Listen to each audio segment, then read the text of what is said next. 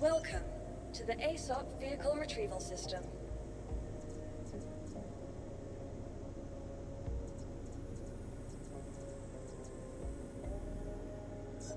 Vehicle selected.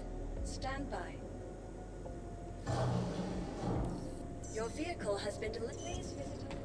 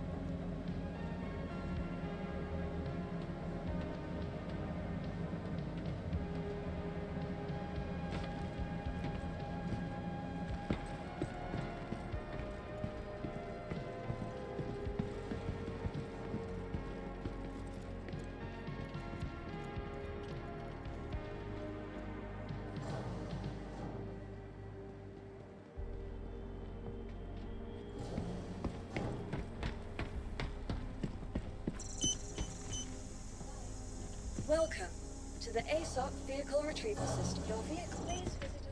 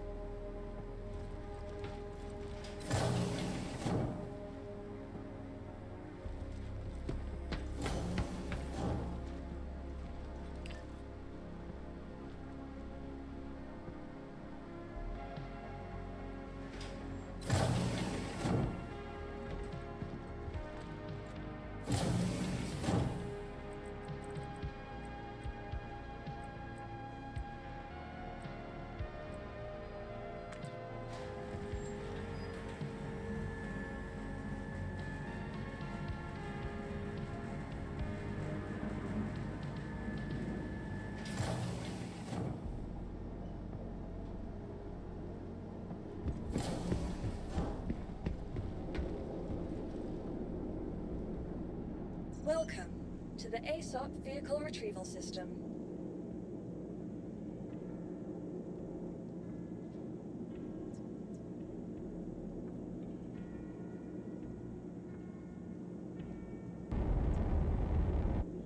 Your vehicle, please visit us again. Goodbye.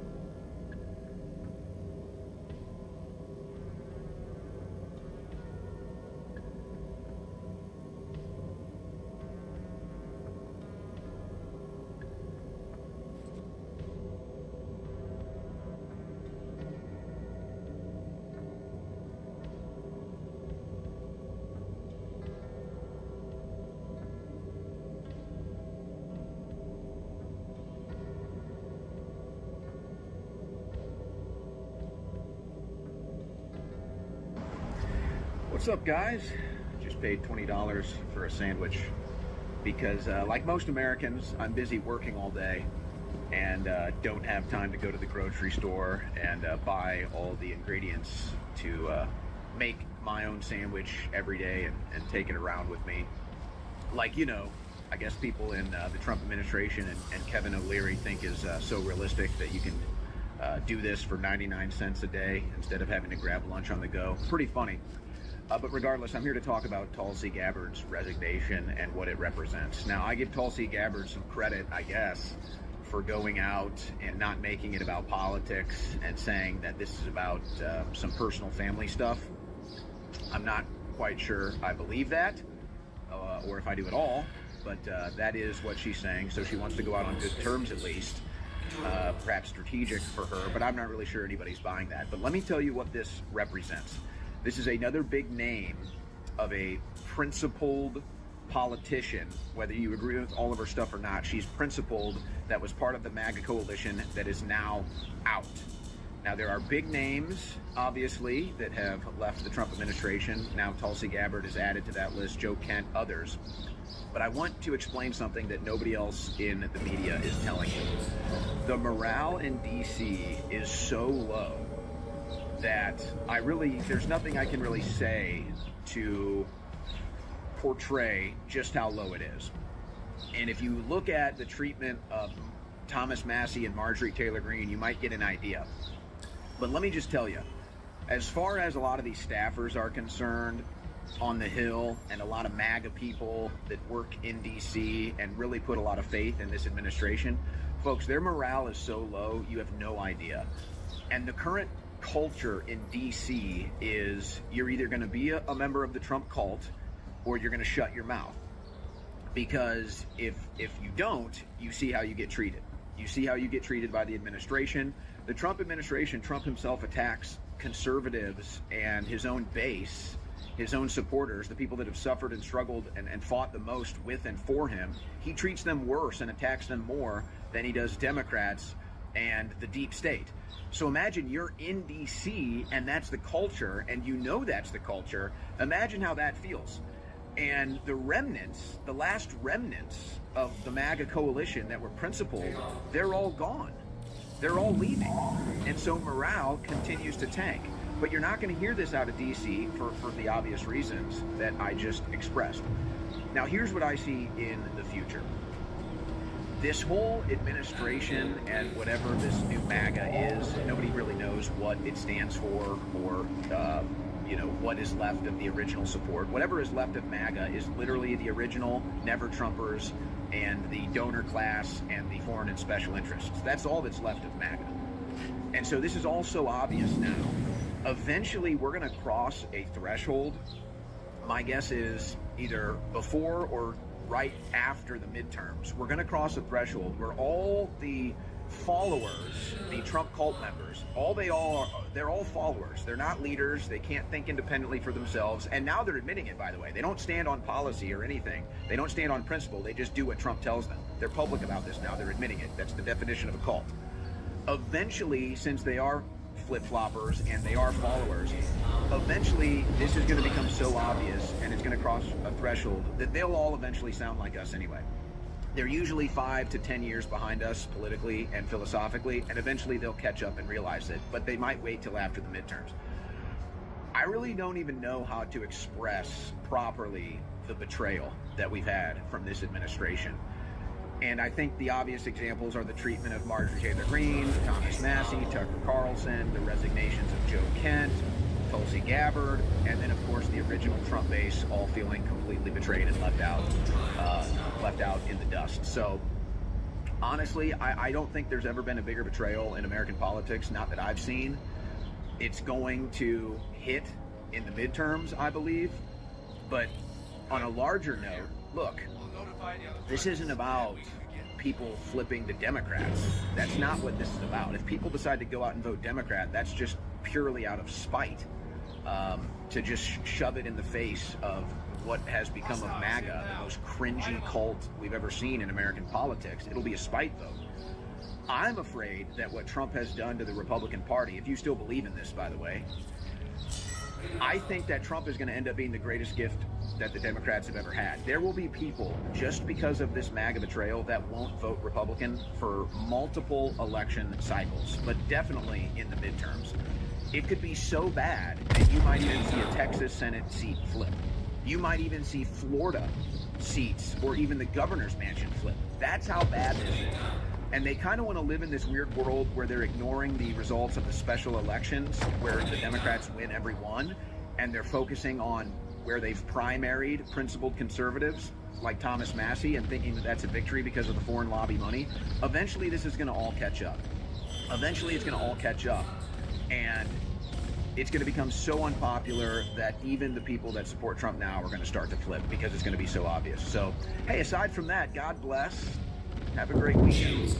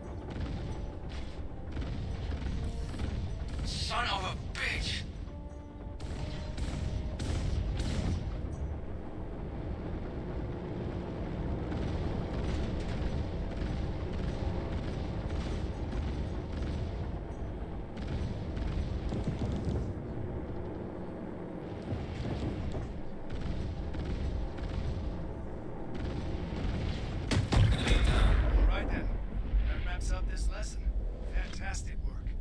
Seems like you're developing a real aptitude for combat. Hopefully the next lesson will help you grow even more.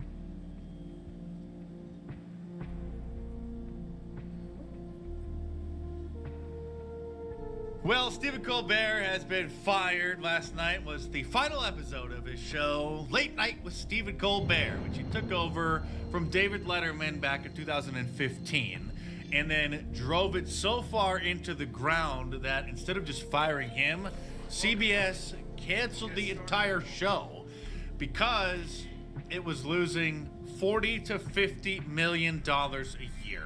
So even if Stephen Colbert volunteered for the show, he was making about $15 million a year, it still would have been a major financial loss. So it's gone.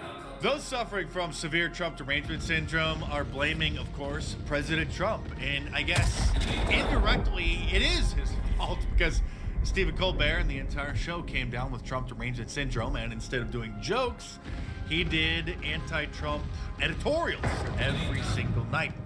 But that doesn't stop the liberal lunatics from literally believing that somehow President Trump must have secretly pulled some strings to get the show taken off the air. Because they're that dumb that they don't understand that a network can't continue to lose $40 to $50 million a year on a show. Like this professor of communication studies at Northwestern University, who says that the legacy of his show needs to be that we remember it was the show that was canceled because a presidential administration wanted it off the air, said Heather Hendershot. Jimmy Kimmel says that those who pushed out Stephen Colbert should be ashamed, as he claimed on Wednesday night on his show that he was going to go dark out of respect for Stephen Colbert, not air a show at all. But that, of course, was a lie because he just wanted an extended Memorial Day weekend vacation. Jimmy Kimmel doesn't air a show on Friday. They always just air a rerun from earlier in the week or from a previous week. And instead of the network going black, total blackout on ABC, or even just having some kind of a show or some movie that they were airing, or special, or some unrelated show, they just aired another rerun of a previously aired episode of Jimmy Kimmel yesterday. Here he is when he's still had a soul 20 years ago, 18 years ago, sitting down with David Letterman and admitting that he was very surprised how much he had to lie once he signed on the dotted line to get a major show on one of the big networks. A lot of people think it's easy. Oh, you only work an hour a day or so, but it's not easy. No, it's terrible. Yeah. It's really terrible. Have you learned anything about being a TV show host? Not really. Yeah. Well, one thing I will, I was here right before the show started, and I really feel like you led me astray by not telling me how much lying I would be doing. For instance, you tell the guests you like their movies, you tell them you like their television shows, you act like you like them, and I really had no idea that I would become you're right. one of the biggest phonies in the world. I mean, really. Hard. Yeah, and who would have thought that Stephen Colbert would have destroyed David Letterman's legacy by running the show into the ground with supposed comedy bits like this. The vaccine. This, of course, right when the COVID vaccine was released. They were so thrilled about the forced vaccination program from the new, are you still not supposed to call it an experimental vaccine? The new amazing forced inoculation that they coerced and forced, who knows how many countless tens of millions of Americans into taking in order to keep their jobs. The comedy show, they say, so lame that after the 2024 presidential election, instead of getting out there and cracking some jokes, he did a cold open as if we just experienced a national tragedy because Kamala lost. Hey there. How are you doing? If you watch the show regularly, I'm guessing you're not doing great. Yeah, me neither. This is literally how the late night talk shows started the day after the 9/11 attacks. Very sad, somber. Hope everybody's doing well. We're gonna get through this. We're here to help everybody get through this. This after an election. He had the same breakdown after Hillary Clinton lost back in 2016.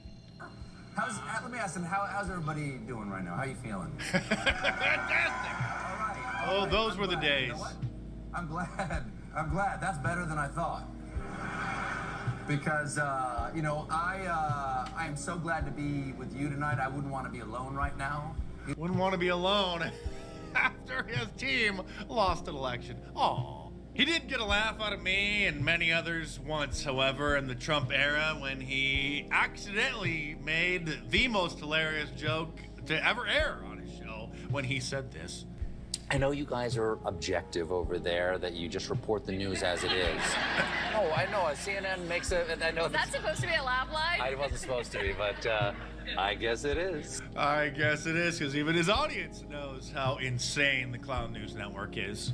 All of the brand name late night comedy shows have gotten so lame over the last 10 years, they all literally sound the same. I mean, literally. Just listen to this.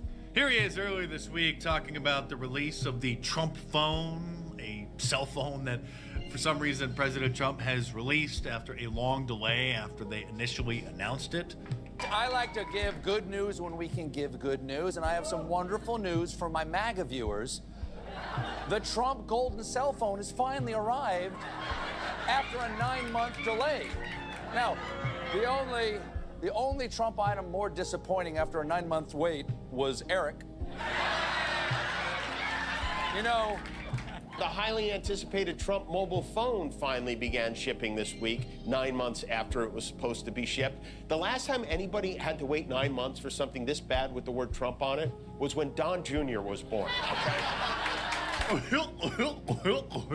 Anybody with half a brain knows that these brand name late night talk shows largely serve as liberal propaganda outlets, and Kimmel is credited with preventing the repeal and replacement of Obamacare back in 2017 at the beginning of President Trump's first term because of his tear-filled monologues, because he had a son that was born with a heart condition and needed some surgery, and somehow his son wouldn't have been alive without Obamacare, even though he's absolutely loaded and take his son to the best hospital in the world. But that convinced John McCain to then cast the deciding vote no when that bill finally went for a vote. Jimmy Fallon is the same way after he took over The Tonight Show for Jay Leno, after Jay Leno was fired by NBC because he was the only late night talk show host who took the gloves off and actually started doing real funny jokes about Obama, just like all the hosts used to do about every other president. But remember, once Obama was in office, then it was only kid glove jokes with him. Then Jay Leno took the gloves off, and then so they fired him despite being number one for like 20 years. And then the first week, as soon as Jimmy Fallon replaced him, they had Big Mike, Michelle Obama on to promote Obamacare. And when Jimmy Fallon had Donald Trump on the show back in 2016 and treated him like any other guest, and had this hilarious moment when President Trump let him play with his hair and see if it was real or not, then he later apologized for, quote, humanizing the man. Apologized for having fun on his show with a presidential candidate. By the way, he didn't just apologize for having President Trump on and humanizing him. He said that he felt tremendous personal pain and anguish. This from Associated Press. Jimmy Fallon reveals personal pain following Trump fallout back in 2018. Jimmy Fallon has opened up about his personal anguish he felt following the backlash to his now infamous hair-amusing appearance with Donald Trump. The host of The Tonight Show tells the Hollywood Reporter that he made a mistake. Made a mistake having fun on his show and apologized if I made anyone mad. The libtards in mainstream television audiences are so stupid that they got upset at Jon Stewart, whose real name is John Leibowitz, in case you didn't know, after he returned to host The Daily Show temporarily during the 2024 presidential election cycle because he made jokes about both Donald Trump and Joe Biden. This from the Hollywood Reporter. Jon Stewart, Leibowitz, draws liberal anger for criticizing Biden. This is quoting Mary Trump, Trump's delusional niece. I'll never forgive you. Some Democrats aren't happy with the Daily Show host's critique of the president's age-related issues. And even the White House is weighing in. Imagine the Joe Biden White House got upset because a comedian made fun of old Joe being delusional. Goodbye, Stephen Colbert, and congratulations to CBS for saving $40 to $50 million a year by doing what was long overdue. And by the way, for just $5 or however much you want, you can support my show by figuratively buying me a coffee by clicking the link in the description below. It's a great crowdsourcing service that allows viewers to tip their favorite content creators. So click the link in the description below, head on over there and check it out.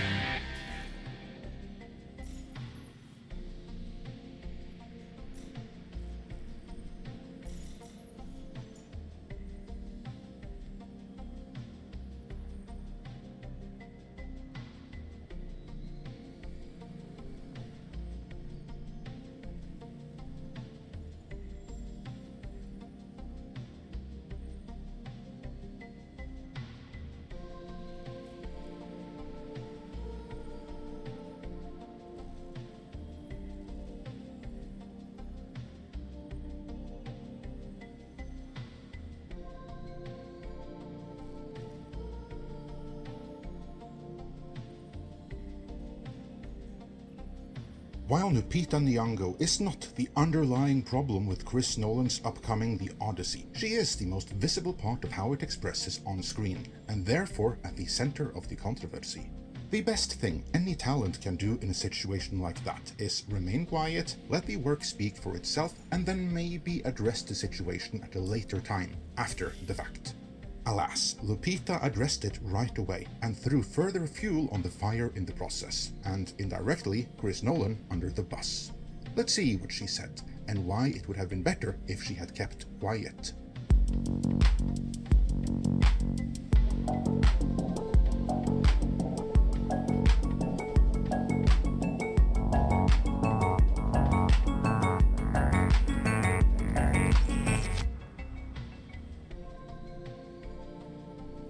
This video is sponsored by Black Forest Supplements.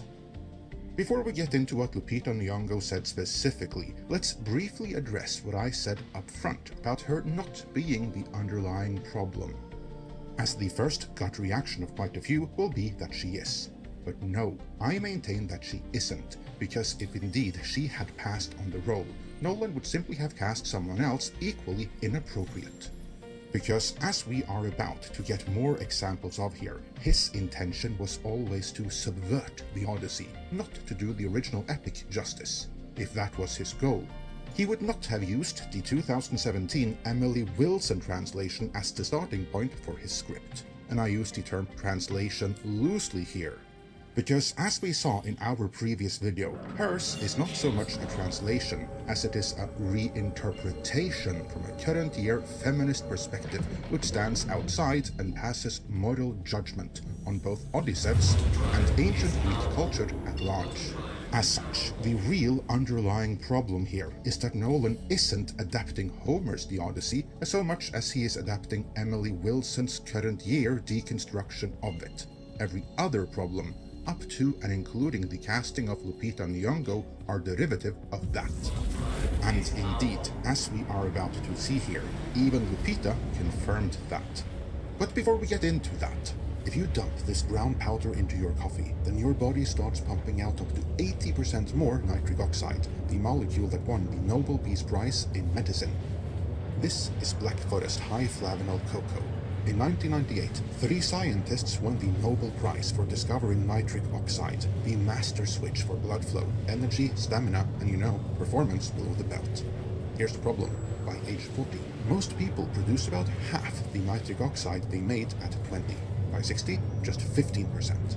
That drop is a major driver of heart disease, America's #1 killer. Leading biochemist with that, taking on those critical of her casting.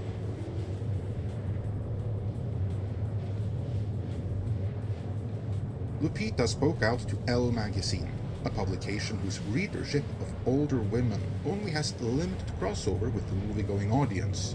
So this could have been a case of what is said in Elle magazine stays in Elle magazine, but never want to miss an opportunity to politicize a movie. Even if Chris Nolan didn't need any help with that in this case, Variety did a write-up on it, titled "The Odyssey Star Lupita Nyong'o Responds to Racist Casting Backlash." This is a mythological story.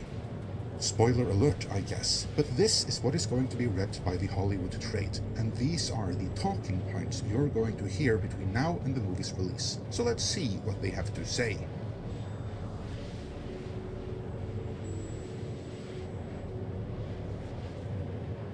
This piece, which goes much further than the original L piece in its editorial framing, reads, Nyong'o plays Helen of Troy, the Greek mythological character who was thought of as the most beautiful woman in the world and is often referred to as the face that launched 1,000 ships. Because her marriage to Paris of Troy kick-started the Trojan War. Nyong'o's casting has sparked racist backlash, with commentators like Matt Walsh saying that not one person on the planet actually thinks that Lupita Nyong'o is the most beautiful woman in the world, and that Nolan was a coward for choosing her instead of a white woman. Elon Musk concurred, saying Nolan cast Nyong'o because he wants the awards. That may be the case, but I think there may be other motivations there as well, or he has simply been in the wrong crowd for too long. Either way, the piece continues, this is a mythological story, Nyong'o said in an interview with Elle, dismissing the hate. Before we move on, I just want to address the editorializing done by Variety here. There is very little hate going on here, and no one supports what there may be. What there is, though, is criticism, and justified criticism at that. And that is not going to get any better by dismissing the Odyssey as a mythological story, as if that somehow makes subverting it any better. No, arguably, that makes it worse, because this isn't some rando throwaway myth among thousands. No, in subverting the Odyssey, you are no longer rewriting any one historic event or individual. Like when Vikings Valhalla on Netflix turned Håkon Jarl, the de facto first king of Norway, into a black woman, which was bad enough. This is still somehow even worse, because this is one of the foundational works of the entire Western civilization that is being subverted here, first by Emily Wilson in Academia, and then by Chris Nolan, who furthers Wilson's reframing and subversion of the Odyssey in this movie. And make no mistake about it, that is what this is. Ideological subversion of the very kind that Yuri Bezmenov warned against. In short, it being a mythological story is no excuse.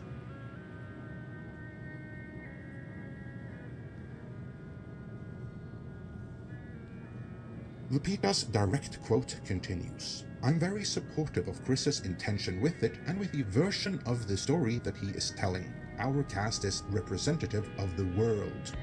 To begin with the first part, of course she is supportive of Chris's intention. He hired her, that paycheck is no doubt good. And it would have been kind of disloyal and bad for her career if she wasn't, so can't really fault her for that. But the problem here is that the version of the story that Nolan is telling, assuming that he is staying somewhat true to the Wilson reinterpretation, is a subversion of the foundational work of Western civilization.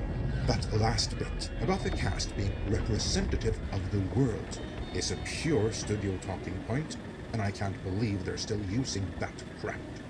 No, this cast is not representative of the world. Like every other production that claims to be that, it is representative of a few postcodes in LA at most, maybe Portland. What it most certainly is not representative of is what Bronze Age Greece actually looked like. And at the very least, being able to kind of pass for that is a pretty big deal for the movie-going audience of the world. You know, the same movie-going audience of the world that for a decade now has demonstrated that they do not value a cast that is representative of the world, supposedly.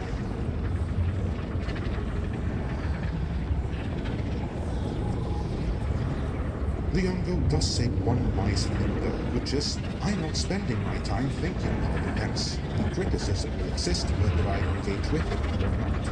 Which is true. That is why she shouldn't even be saying what she's saying here.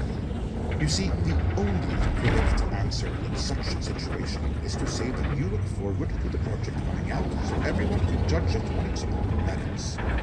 Then Variety wouldn't have had anything they could use to stoke the flames of division further, and there would be no need for a video as just this. But alas, she didn't stop there. Instead, she proceeded to address the stunning beauty of Helen of Troy, which the critics feel Lupita does not quite embody, even if beauty is in the eyes of the beholder. Variety continues. Nyong'o said her interpretation of the character goes deep. You can't perform beauty, she said. I want to know who a character is. What is beyond beauty? What is beauty looks? That's the thing about doing such a well-known text, which has been studied and interpreted and derived from. The research could be endless. The good thing about working with a writer like Chris is that it's on the page. The investigation starts with the pages you're given. That's what I based it on. In other words, she read the lines she was given. Not a lot more she can do, as Chris Nolan is the one who cast her, and if she had not accepted, the role would have gone to someone with similar looks as her, because clearly that is what Nolan is going for here.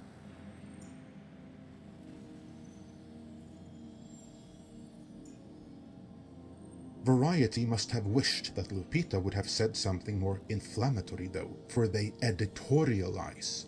Nyong'o isn't the only Odyssey cast member receiving the backlash.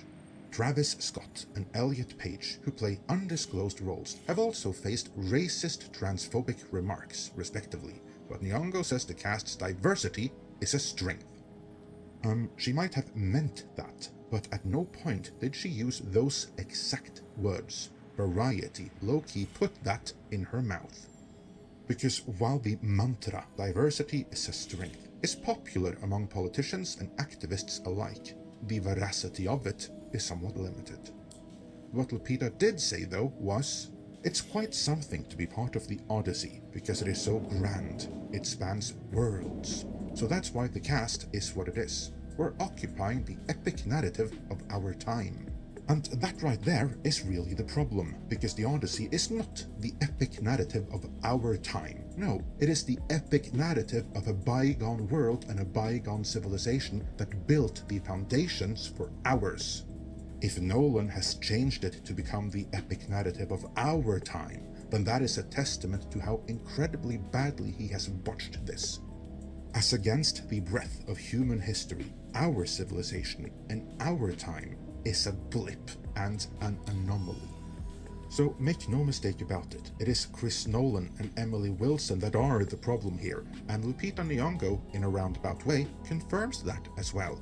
I mean, while she correctly says there's going to be criticism no matter what she says, she still says too much, and everything she does say further confirms that Nolan has no intention of doing the Odyssey right, only in reframing it for the modern world, or in other words, give it the exact same treatment that has destroyed every other major brand Hollywood has, culminating with Star Wars, The Mandalorian and Grogu underperforming in theaters worldwide right now as we speak, despite the world long since having turned on literally everything that reflects what the world supposedly looks like. Now is when Chris Nolan does this. So, does Lupita's words here make you more or less excited for the movie? Let me know in the comments. And before you go, remember that for the next 48 hours only, Black Forest is running their biggest Memorial Day sale ever, 50% off store-wide, so protect your health and stock up on high flavanol cocoa now. Link is in the description.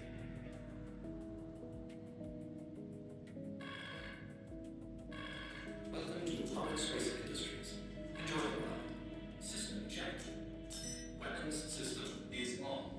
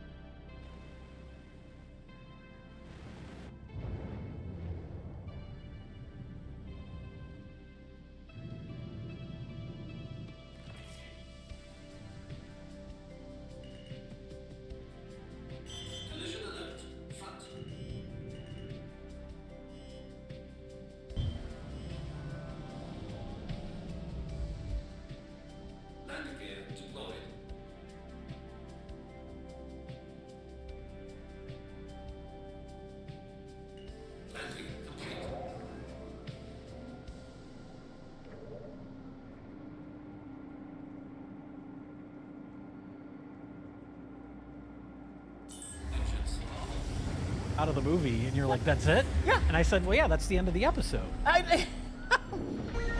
It's here, everybody. No, I'm not talking about the Mandalorian and Grogot. I'm talking about the biblical end times. An upside-down world where gas is $6, TV shows are movies, and movies are TV shows. A nightmare world where watching 5 episodes of The Mandalorian with a family will now cost you $95 with popcorn and a soda. Join us in this discussion that will likely be as unfocused and pointless as the film itself.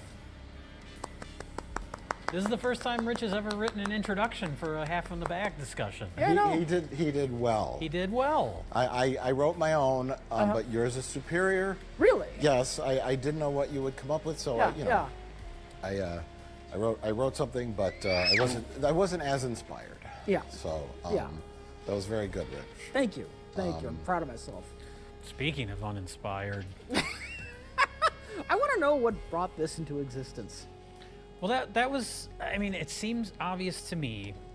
We're talking about the Mandalorian and Grogu, which while you're watching the film, it feels very blatantly like it was planned as a season of a TV show.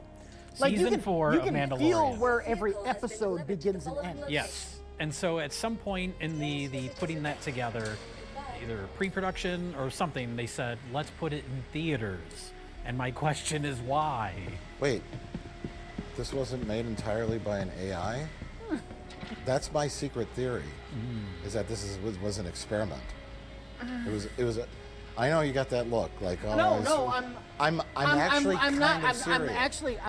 thinking about it. Because just the voice performances alone were very so bored. flat. And I know that's the Mandalorian's thing. But that's every character. Every other character. Yeah. Was it Jeremy Allen White playing the Rota, the Hutt? Obviously, he was pitch shifted and distorted, but there was nothing that distinguished him as an actor whatsoever. It sounded like a robot was saying those lines. And then Sigourney Weaver, I had to squint to see if she was just completely AI. And even flying her spaceship at the end, she was flying like a TIE fighter around or whatever, and she's like, everyone, let's go. Fire your nobody knows what missiles. they were supposed to be doing. For this price, I'll tell you whatever you want. I'm looking for a hut. Close for the night. Thank you. The only one giving it their all was Martin Scorsese. I know. Because that man can't not give it his all. He was that actually Martin Scorsese? Yeah. That was He was in the credits. I was like, what? Yeah. And then I'm like, is that him? He sounds so like energetic and youthful. He did a great job as a voice actor. Sure. Well, why was he in that? Because he's Martin Scorsese. I don't know. He wouldn't be in a Marvel movie, I'll tell you that much. I think there was some blowback because when the trailer for this came out, you could hear a line or two from him in the trailer, and people were like, "He bashes Marvel, but then he does this." It's like he was in a sound booth for like an hour. Yeah. Oh, it was. That, I mean, that's a surface level. We'll get into it. Yeah. But you said 3-4 episodes of the TV show. I just felt like they. One felt like it would have been a two-parter, like 5 or. It feels like 5 or 6 episodes of the Mandalorian TV show season. Yeah. Yeah, like the first, 45 minutes, I was like, this is all right. It's not amazing, but it's not terrible. But then it hit a point where it's like they ran out of plot, and then the movie just kept going. Yes. I leaned over to you at one point, and I said, what is this movie even about? It's about the Mandalorian and Grogu. Sometimes, sure. Well, okay. We were about the halfway point. I remember turning to you and saying, "Is this over? Is that because it felt like the ending." Yeah. He captured the guy. Based on how stories are told and the way plots progress, it felt like it was concluding. Yeah. And then they farted around in the woods for 30 minutes, and that's where I completely disengaged. The twist was that the Jabba the Hutt gangsters double-crossed him. Oh. I think that's the biggest problem. Even if the story was unfocused, if it had something to latch onto that you cared about, like characters or stakes or some sort of like grander point to any of it, it really had nothing. I'm gonna say something because there is nothing. There is nothing deep, nothing emotional. I could find a kernel. It's just and that's it. Standard stupid action plots. Like and the reason I only saw the first season, but the reason I liked the first season of The Mandalorian is because it was unpretentious. Yes. It was just here's an adventure. Here's another adventure. It's no grand epic tale, just a series of adventures. And that's what this movie feels like. But it's a movie, so you expect something to be more epic, and it's just not there. Yeah. If this were like a season just on of The Mandalorian on Disney Plus, I'd think it were fine. I'd actually think it were fine. I'd say it's enjoyable. In fact, I'm gonna say, when this comes out on Disney Plus, and there's not like a theater paywall behind it, and you can just watch it, it's probably a fine to watch in chunks. It's probably fine. Yeah, at one point you were like, they wrapped up the storyline with that guy that they capture and take him back to Sigourney Weaver, and then he's just out of the movie, and you're like, that's it? Yeah. And I said, well, yeah, that's the end of the episode. So, Mandalorian is we'll just recap here, because I only saw the first season of Mandalorian. Everyone was upset at the second season because it was like nostalgia bait, or Well, it was just a constant setup for future Disney Plus shows. Every episode was like introducing like Ahsoka or deep fake Luke shows up at the end. I was like, fuck this. So the Mandalorian came from Boba Fett in Empire Strikes Back. They said the script calls for bounty hunter, and so some guy went, I don't know, and made a helmet. Yeah. And a bunch of costume parts and slapped it on Jeremy Bulloch, the actor, and said, that's bounty hunter. And everyone thought bounty hunter was cool. So then it, expanded in all the extended universe. He's mysterious, blah, blah, blah, blah. So Mandalorian is instead of just bounty hunter, it became an entire race of bounty hunters that all had this creed and these helmets, and you must never remove your helmet because we all look awesome wearing it. I mean, because whatever. This is the way. This is the whatever. So we need more of those things that look cool. Yeah. Let's do this show. Here's Pedro Pascal wearing a helmet, and he's the man with no name. He's just like a loner. And that's why for a show like that, it's okay that there's not much to him as a character. Right. But when you transfer to a movie, he's joyless. He's soulless. Bored. You can have a character like that, but you need some other character who's like the emotional focus of the story. I mean, that's what Grogu is supposed to be, but it doesn't go beyond, look at how cute he is. Right. They're missing one other character. There was a few points in the movie where someone says to like Mandalorian, they're like, someday you're gonna have to let him go. He's gonna grow up, blah blah blah. So I kind of thought that's what the movie was building towards, was like him letting Grogu go off on his own. He has to forge his own path, but that didn't happen. No. That was the surrogate for that was the Jabba the Hutt's son. Right. I guess it's the closest you have to an emotional core. That's what I was saying. That's I dug through all the crap and I found the little teeny tiny kernel, and that was it. What's so powerful about it is that it's about family. Yeah. It's about family, and that's what's so powerful about it. I was gonna make that joke in my intro, but it just seemed, Oh, we're been going there again. Yeah. We've beat that one to go death. there forever. Well, we're talking about Mandalorian and Grogu, so doing something tired and boring is okay. Because sometimes movies are powerful because they're about family. Of course. But sure. when you have nothing to say about something, yeah, that's when you pull that line out. That's what Carrie Fisher did. Because she had no idea what the movie was about. Right. And she just said some bullshit because she was a pro. Mm-hmm. It's about family. I think some people started to point out when these reviews for this come out, it was a lot of fun. Oh yes, that was the Section 31 line. Congratulations on the film.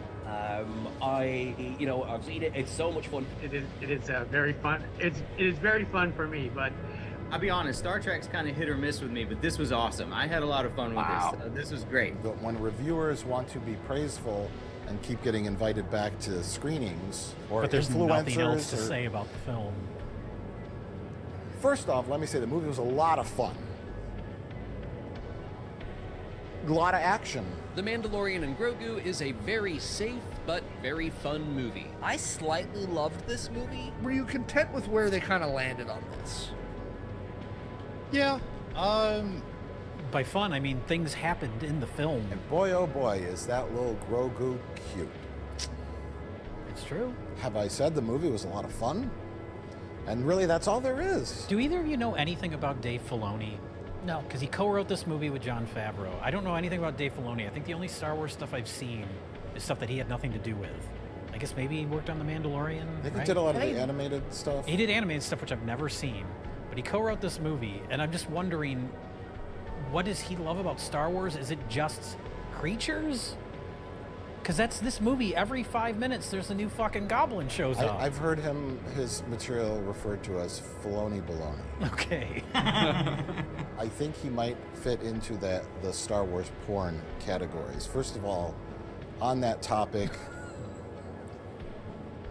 huge apologies to Rogue One. Yeah. And to the Star Wars prequels and to the Star Wars sequels. All films have some kind of emotional connectability other than zero. Yeah. This movie had zero. That's kind of the new interesting thing about Star Wars is every time a new product comes out, it makes you reappraise the previous products. Yeah. Hey, the prequels weren't that bad. No, the prequels are still shit. Well, this is the prequels are bad, but they're bad storytelling. They're not bad because of lack of ideas. This Right. movie's bad because of lack of ideas. This movie's bad in many ways. It has nothing going on, and so every 5 minutes, Mandalorian just fights a new monster. It's like scene after scene, and there's nothing clever happens. Well, they did use the original trilogy, A New Hope, Chewbacca chessboard monsters. Yeah, they did. Who were They did. incidentally fighting on a giant chessboard. It was round. I think it had the same pattern on the ground. It was clever. Yeah. Like his chessboard was inspired by that Arena. famous arena. Yeah, But that's just a clever reference. Yeah. There's Oh, nothing in yeah. the story. There's a part they go to the And planet. this guy shows up. And that guy shows up. this toy. Remember him? This was a Jabba's palace. I think he was just like a rubber Muppet in the background. But now they're like, I think his name starts with an A. It's like Amaramna. But this one carded is really valuable. Loose, not so much, but carded, mint condition is really valuable Star Wars piece. But yeah, they show up on that planet where they're meant to get Rota the Hutt. Yeah. And Mandalorian talks to Martin Scorsese and finds out he's at this palace or whatever. And then they go there when the place is closed and they have to sneak in. And little Grogu, he leans against the wall. Mandalorian leans against the wall and Grogu climbs up the wall. And it's like, oh, what's he gonna do? And then he just goes inside and opens the door. It's like, oh. They've done it millions of times before. There's nothing, but do something clever. Do something where we're like, oh. Remember, They had an obstacle they had to figure out. Grogu climbed inside the robot and started pulling his electrical cords. Yeah, they can just do anything. It doesn't matter. Well, they fight a monster and then they easily defeat the monster. Yeah. Well, what happened in season 2 of Mandalorian? I didn't watch it. I watched it and I still couldn't tell you. I don't fucking remember. I just remember I enjoyed the first season a lot. Yeah. Simple. Which yeah, makes it simple. strange that I didn't watch the second, but it's like, I don't care about all these fucking cameos. Yeah. I don't need to see Luke Skywalker come in and steal everyone's thunder at the end of the Yeah. season. I don't care. It was just like the one season. It was like 8 episodes. I really liked the prison episode with Bill Burr. It was a fun nod to old 80s action TV shows and westerns. Yes. Exactly. And I was like, I'm done with that. That's great. I don't need more. Well, then they really muddled it by, okay, we have this show with a Mandalorian in it. And then they made Book of Boba Fett with another Mandalorian in it. Disney shit. What else can we do? Those Star Wars nerds love. They just love that stuff. And I was thinking about that while watching this because Rich and I laughed because after the first action scene, this like father and his daughter. It was a mother and her daughter, like a 5-year-old girl. I would say She she was was young. probably She was young. 8 to 10. Yeah. But they just got up and left. I thought it was maybe because they thought it was too violent at first. That's what I was thinking. Yeah, that's the point I'm making is I'm watching this and there's no like. You can argue that Grogu's for kids because he's cute. Okay, if you but- market your movie with plush Grogu, cute Grogu dolls, there's an argument to be made there that you maybe shouldn't burn 17 people to death in the opening minutes of your movie and then throw a stormtrooper off of a cliff where we see him break his neck on the rocks on the way down. Maybe that was a bit much if you're going to market your movie based on cute baby Yodas. Today, the members of our studio audience are going home with a Hasbro Star Wars action buddy, Grogu, just one of many new toys and collectibles inspired by Star Wars. You brought children there who want to see little cute Grogu, but literally can't see them because the picture's so dark. Yeah, but also, that murky, dim lighting has seeped its way into Star Wars now. the Grogu running around with the Babu Freaks, those little guys that Yeah. they sound like Marcel the Shell. They're cute, and they're fun, but they just don't fit in this world of like ultra realistic violence. Like Yes. it's like Andor having Grogu running around. Like, come on, Grogu, let's go try to stop Also- these fascists from Also- executing a town square full of people. You know what I mean? It's not. It's more cartoonish than Andor, but to me, it's like pretty close. Why were the little cutesy goblins who kind of spoke gibberish? Why were they rescuing the Mandalorian? Why did they care? Here's why. Because one of the four got taken by the dog. Uh-huh. And so their initial motivation was, let's go, we got to get our friend. Then they got their friend, then they leave. No, or don't you have a heart? They became friends with the baby. And they understood that the baby was also trying to find his own friend. Grogu helped them rescue their friend. In turn, they helped Grogu rescue his friend. So what you're saying is, it's all about family. It's about family, and that's what makes it I'm so sorry, powerful. I just went to grab my soda, take a drink, before I realized it was an R5 droid. That's your old friend, Yes, Rich. I know. Do you remember him? Yes. Oh yeah! Oh yeah! I fucking love Star Wars! Fucking Star Wars! From I a know. long time ago in a galaxy far, far I know away. somebody wearing a mask did some bit with that. on Still one of don't know our to this videos. day. We don't know who that was. is. People seem to not understand that bit, and it just drives me nuts. What do you mean? In what sense? Do you not They get it? say that it's you, well, not you, it's a man Yeah.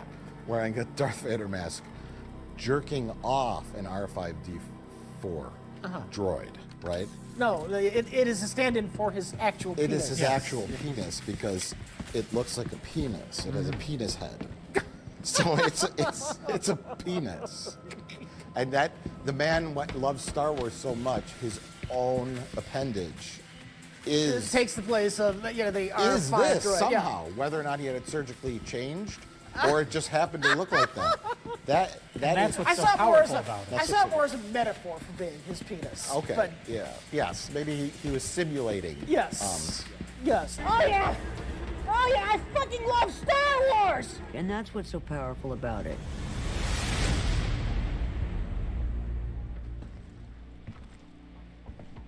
There's a lot of Star Wars now. What's your trick for making a story feel fresh and not just more of the same? When you're making a Star Wars film, what's the first thing you think about? Action scenes or the characters? If you could give one piece of advice to kids who dream of working on films like this, what would it be? It's such a like simplistic argument or complaint to say something is boring, but this movie was fucking boring. Fans debating, fans discussing, you know, that's the most important thing. The second half, once they start farting around the woods, I got so disengaged, and then I was just out for the rest of it. They certainly have a voice and let us know, which, you know, as a fan myself, I'd probably do the same. So I had a faint little like pulse when Grogu, because Mandalorian is injured, he's sleeping in a hut. Little Grogu curls up next to him and goes to sleep. I just wanted to know, was there any relationships in your life that inspired the way that you wanted to portray that closeness between you and Grogu? But before that, he was just like, Grogu's just walking around those woods. It's like a best of the worst movie. That didn't need to be a 45-minute long sequence. Yeah. This is the episode where Grogu meets the guy in the woods and befriends him. I had low expectations. I had like really low expectations. I'm in the category of, it was fun. I had slightly higher expectations because I was expecting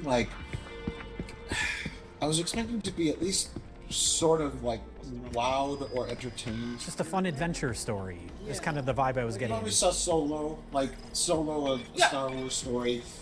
I mean, it wasn't like an amazing movie or anything, but it had some fun interactions with the characters, and there's good set pieces, and I understood what was happening, and it felt like there was like a directive in it. He needed someone else to interact with that wasn't him or Grogu. Listen, you needed a girl? Yeah, definitely, desperately. And her A sassy girl to hang around with the Mandalorian, some other guy, a kid? That's Grogu. I mean, you got the guy who was flying the ship who walked in and out of the movie at the beginning, and He was an AI. He was an AI. I know. AI NPC. Road to the Hutt wasn't that bad of a character. If he would have stayed throughout the whole he film, stayed throughout and the if film, they it would have picked been up better. another Yes. one or two Road of the Hutt-esque characters, You're asking for Rogue One. Well, see, Rogue One had boring characters, though. Yeah, they were boring. They had no chemistry. yes. They had nothing to, Yes. If those two characters are great and engaging, and there's stakes to what's happening in the story, you can get away with just those two. Didn't the TV show have Canceled Lady and Apollo Creed? Weren't they kind of his group? Yeah, they kind of came and went throughout the series. She got canceled twice. She got canceled in 17 seconds recently. Immediately, Rousey takes Carvano down. But yeah, speaking of this being the movie, that's why I kind of thought it would lead up to him letting Grogu go, or some sort of an emotional weight. Anything. Some kind of emotional arc of some sort. Yeah. It's the weakest thing possible. But you could argue that the emotional thing was he's been taking care of Grogu all this time, but at the end, Grogu takes care of him. That's the arc. The young take care of the old, and then the old, or the other way around, whatever. But they do that for each other all the time. I want to know why he takes Grogu on all these violent adventures with him. What else is he gonna do? Hey. All he does is go on violent adventures, and he's got this kid. He doesn't have. They don't have space daycare on Tatooine. Leave him in the ship. Jesus Christ. The guy at the beginning, the Imperial guy that they captured, he tied in with the rest of the plot, right? That's just your opening action scene. That introduces Sigourney Weaver, and he's doing bounties for her, and then they introduce the plot aspect. This is the main bounty we really need you to do, but you've got to do these side episode quests before you can figure out who that guy is. There's a connected story. It just feels like segmented episodes rather than a movie. It felt like the opening of like an Indiana Jones movie. Like he has the little adventure before the real plot starts. Yeah. But I was thinking, because they have are they AT-ATs or AT-STs? AT-ATs. They're AT-ATs. The big ones. They're like, we got to get the Mandalorian, so they pull those things out. I was like, that's a really impractical use of those of those machines. Well, he's got that little one, the one that seems like it would break your back riding it. Yeah. And then he's like, let's ride this down the mountain. And it'll run down them. We'll both break our backs on this thing that has no shocks or a proper seat or seat belts or anything. And then he takes off in a jetpack. Yeah. Why didn't you fly in the jetpack off the mountain? So he could, because they wanted him to ride a space horse. That's a Western theme. He's got to ride a horse, Mike. They had to show off that was his horse. The new toy. The new toy. And the new toy, yes. Well, these kids don't buy Star Wars toys. Look. You think jetpack fuel is cheap? Yeah, I don't know. I was saying I checked out in the first 10 minutes, 5 minutes, because the Mandalorian is just indestructible. There's no tension. He just walks into a room and just kills everyone with ease. There's no clever plans, no clever way. I don't know, clever aspect to these action scenes. It's just he walks in and just starts shooting and killing. Yeah, that's the whole movie. Yeah, that's the problem. If he bounty hunted that Imperial guy in a clever way without killing anyone, and I know I'm not expecting this particular character to be really nice or clever or smart. But that's what a main character is. He's a side character. He's like Boba Fett. Can't make a movie starring Boba Fett. That's what they just did, and it was boring. You want to talk about westerns that this is based on? Yes. Got some stuff here. Fistful of Dollars has Clint Eastwood doing some clever things. He takes a corpse and he dresses it up like it's still alive and props it up in the cemetery. And he tricks the two crime families into believing the snitch is still alive. He's at the cemetery, so they all go to the cemetery so he can sneak in. He did a clever thing. He didn't just walk in and shoot everybody. That's what I kept waiting for with this movie. I was like, something has to go wrong, and then he has to use his wits to get out of it. He just shows up and they just fight. They just keep fighting. Oh, when he was in that tank, the Jabba the Hutt, the Rancor pit, they dump him in there, and these guys are fighting him. Yeah. And then he just kills them. He finds an old weapon. Yeah. Yeah. And he just kills them. How is Mando going to get out of this one? Oh, I found a weapon. Well, that's convenient. That's it. It's very, very bad writing. Very bad writing. Lazy writing. Lazy. Lazy's the word for it. They're the same though. Because if you want clever, Bad writing is Alex Kurtzman. That's bad writing. This yeah. is just, I'm not inventive enough to think of a creative action scene. Yeah. So it's just going to be a generic action scene. Okay. I suppose there is this. That's where we're at with this movie. So you're threading the needle a little bit. Yeah, sure. I agree. We get, instead of bad, we'll say lazy, because we're a higher grade of critic, Mike. We gotta specify. We can't just say bad. Bad. Movie bad. Movie dumb. Lazy writing. That's Movie good because Mando punch. Grogu cute. Movie bad because not punch enough. Grogu saved him, remember? Grogu and the Babu freaks all came in that tunnel. They found an access tunnel, and he put the thermal detonator on there, and Mando, that big white snake was pretty scary looking. I mean, let's pivot. Let's pivot a little, gentlemen, to positives. Yeah. Some really great costumes and robots. Lots of practical puppets. I like weird little guys, and there's when Grogu teams up with the Babu Fricks. It's just a couple scenes with just a bunch of little puppets running around. There's one part where they like run across the bottom of the screen, and it felt very Muppet-like. Yeah, all those scenes. It felt like I was watching like a Jim Henson Labyrinth movie or something. I couldn't see anything, but we'll just say right now the cinematography is really dark, as it is in all movies now. Yeah. Moving on. I like Road to the Hut. He's an interesting enough character. It's not just I'm a hut and I'm an evil crime lord. It's not sure. I don't like my dad's legacy. I want to be my own man. I like fighting in the death pits. From a previous Star Wars product. Is he? He's from, what was that in the early 2000s? There was that one animated movie that came out in theaters. Clone Wars? Clone Wars. Yeah. I think he's in that. Oh. When he's like a little kid. Because they say, here's our picture of him when he was a kid. Oh. I think that he was in that. We'll look at that. So, because Dave Filoni, he's got to bring everyone back. He likes all his ties. Some more Filoni baloney. Although everything that happens to him is predictable. Where he's like, I'm held captive and forced to do these fights, but as soon as I win my next fight, they're going to let me go. It's like, everyone knows what's going to happen. We're looking for positives. I know. We're looking for positives. But all the positives lead to negatives. And there's no way around it. You just recited like the scene. Yeah. It did feel like a cartoon show for kids. Yeah. Like the writing. Because this property was designed to be just a simplistic show. I mean, that's fine. That's what The Mandalorian was designed to be. No, it is fine. but I mean like an animated thing, like because I guess Dave Filoni did a lot of animated. For younger kids, little kids. Yeah. When they're like, when whoever's in charge of the arena betrays them. Yeah. And then Mando's like, we have to team up if we're going to get out of here alive. Right, It's like corny in a not fun way. Corny in like an annoying, kind of dumb way. Well, it's like a He-Man cartoon. Like, Skeletor and He-Man work together, and then Skeletor betrays him. That whole little chunk of the movie, though, was that's kind of simple. The only part of the movie that got laughs out of me, when all the monsters get loose and they're like attacking the town. Yeah. It was very silly, but it was kind of making me laugh. I mean, yeah, if they had kept that energy up, like, because you had said schlock at that point. Oh yeah, definitely schlock.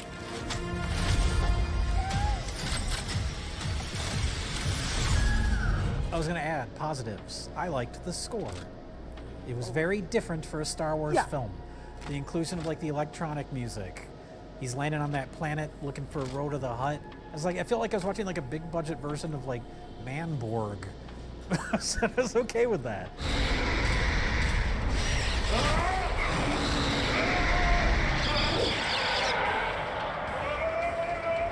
Theoretically, I like the score. I think it needed to be a bit more upbeat in places. It's sad in places just too often. Like you're doing the action scene, you can be a bit more upbeat and not. This is a sad moment music. Yeah. No, well, there was one part, I can't remember which part. He's talking to some guy, the Death Star guy, I don't know, some guy, and it was Yes. It had whimsy tone to it, but the scene wasn't reading that, and I'm like, what? Why is this playful right now? It's playful. This scene doesn't feel like that music goes with it. And there's a couple of moments like that, like when the techno stuff came out. I was like, whatever. I'll take it. It gave the movie a little more life than it otherwise would have had. So yeah. I'll take it. It's never too late to be a hero. You also have a very beloved co-star, Grogu. Yes. Talk to us about that, like, from the very beginning to now getting to work in a film with him now. Like, how has that evolved in the way that you work with the character? But what is it? Does it movies? What is it? No, in TV shows. TV shows and movies have now officially completely switched places. Stranger Things is just like a 18-hour-long movie, and now The Mandalorian and Grogu is a 2-hour-long TV season. Yeah, It's really weird. This is one of those weird movies that looks both cheap and expensive at the same time, because it looks like a very expensive TV show, but for a movie it feels kind of cheap. And like the way it's shot, I was thinking about it in comparison to like The Force Awakens. Like that's such a there's color, there's life, there's energy to it, and this just feels so drab. Like visually, we talk about the lighting, of course, but also just like shots. It's just lots of flat shots.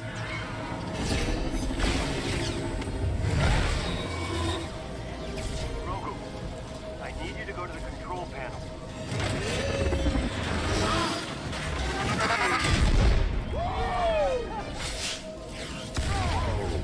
I was thinking about that when he goes into the Hutt's lair, and whatever the two Hutts are, and how drab and ugly it is, and then how the Return of the Jedi Jabba the Hutt palace scenes are so like vibrant and bright, even though it's supposed to be a drab, dark kind of layer. You can still see what's happening. Yeah, and it doesn't have that. It's just sort of like that digital monochromatic blah look when the film, like The Force Awakens, is rich and colorful. It looks like a movie. Yeah. Then there's those scenes where he's on that ugly like planet. It's like a moon. It's where the arena fight is. It's like a. Okay. It's where they have the chase and the monsters escape. The city kind of area. It wasn't like a gambling planet. It was kind of like a dingy city. And then he's walking, and you could really clearly see where the set ended and the digital extension began, whether that was like a volume or like a green screen or something. And then you see that like the Obi-Wan Kenobi show, or like Star Trek Picard. Remember when they go to that planet? Yeah. It's just like it all looks so ugly, brown, gray, and flat. Cheers to J.J. Abrams and to The Force Awakens. We all know the For problem. its direction. Now we got Jon Favreau and Dave Filoni. He showed up in a cameo in this, Dave Filoni. Yeah, he was flying an X-Wing. He showed up and I was like, fuck you. Like, just seeing him in the movie, like, irritated me. I don't know anything about him. I don't necessarily have anything against him, but this movie was so uninspired. And he's like, I'm going to put myself flying an X-Wing in it. I'm like, oh, fuck off. It, like, annoyed me. That's right. Did he have a stupid cowboy hat on? He did in the earlier scene when they first go to the whatever where Sigourney Weaver is. He was like at the bar, and I think he was wearing his cowboy hat. They're going to love this because it is harkening back to the original trilogy. Great for the whole family and a perfect introduction into the Star Wars universe. After Andor, they're done. They're never going to surpass that shit. Is that Tony Gilroy, right? What's he up to these days? Getting back to write some more Star Wars. No. Leave it be. Leave it be. He specifically didn't want to do Star Wars and doesn't know anything about Star Wars. He just wanted to write a sci-fi show about a resistance standing up to a fascist dictatorship. And they're like, oh, can you set it in the Star Wars universe? And he's like, hey, what is that? Star Wars? Sure. And so that's what it needs, people that don't feel so beholden to the minutia.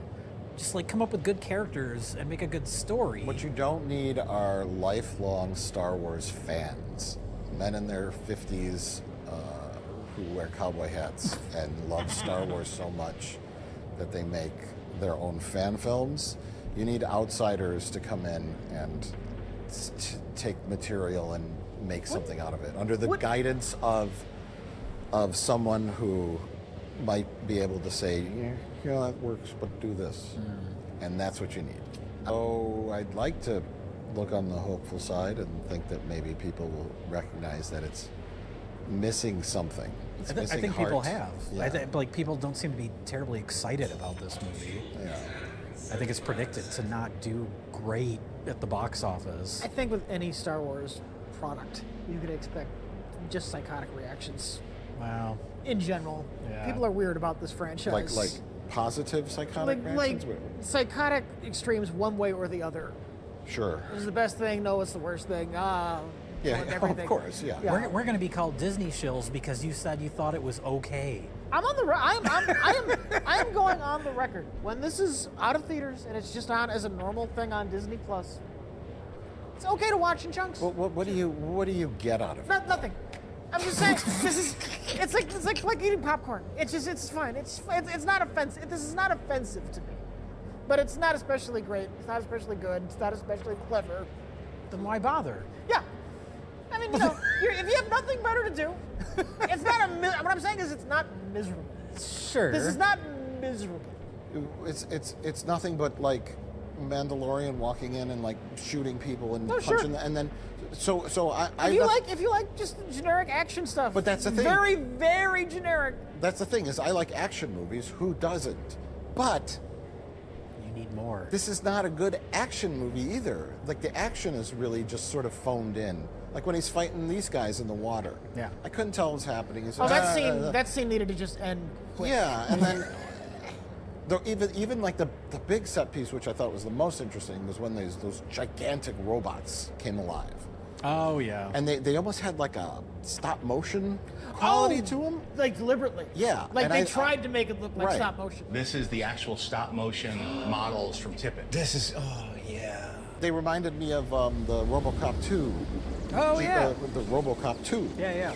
The titular RoboCop 2, because he's stop motion, and he's jumping on the back of them, and it reminded me very much of that, and the stop motion element to it. But that had the again, element of that was a drug-crazed robot that RoboCop has to stop, which makes it creative and kind of fun. They're just giant robots. Yeah, exactly. And Baby Yoda There's just climbs substance to inside that. and he just rips its guts out. There's nothing ends. clever happened. Yeah. They just fought the robots that were big.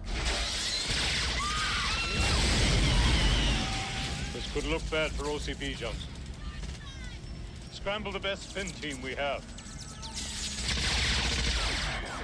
The end Yes. too. They call in the X-wings, and Boba Fett is like, blow the place up. We'll be out in time. Yeah. And then there's a hole in the side of the building, and like, what do we do? I guess we gotta jump. And then they jump, and then that's it. Can you tell me something, Jay? They already killed the two evil Hutts. Everything that's left in there is just robots. Why do they need to blow the building up? Oh, because they wanted to put X-wings in the movie at the last minute. Oh, okay. Can you imagine, like 15 years ago, 20 years ago, hey, Sigourney Weaver's going to be in a Star Wars movie. She's flying an X-wing. That's awesome. It would have been something. But here we just have some sort of AI deepfake Sigourney Weaver who looks like she's half asleep. I can absolutely believe that it's an AI deepfake, Sigourney Weaver. I absolutely believe it. There's no effort. Thank you. No No. hint of effort or performance in this movie. None. Is Pedro Pascal in the costume? for I this whole wondered movie? that. Oh no, this would be the best gig ever. You just let your stunt double do literally everything except the one scene. Maybe in the first season of The Mandalorian, because he was like a nobody then, right? Yeah. But now, probably not. I'll sign on to that, but I'll do the one scene where the Hutts take my helmet off. And the rest of the time, I'm just sitting in the sound booth. And he's literally just reading the lines, like there's no emotion whatsoever. It's truly awful. Apologies to the Acolyte. Apologies to George Lucas. Apologies to the prequels. Apologies to the sequels. Wait another 10 years, and then people are going to be reappraising Mandalorian and Rogue. No, this is it's actually pretty good. There's some interesting aspects to it. Oh, the weird thing is like it's not like the worst thing ever. No, it's just technically competent. It's achieved a new level of like blandness and like lack of effort. That's like almost kind of like mind numbing and hard to realize that it's actually happening. Because you would expect to go into a feature film made by a giant company like Disney. It's like the kind of Star Wars they would give astronauts at the space station. It's a tank, it's like a packet. It's Oh, like yeah. Flavorless Star Wars packet. You rip open, you squeeze it in your mouth because you can't eat normal food in zero gravity. You can't have like a steak dinner. a Star Wars steak dinner, you just gotta have the packet with the pureed Star Wars. It's flavorless because it's it's got preservatives in it.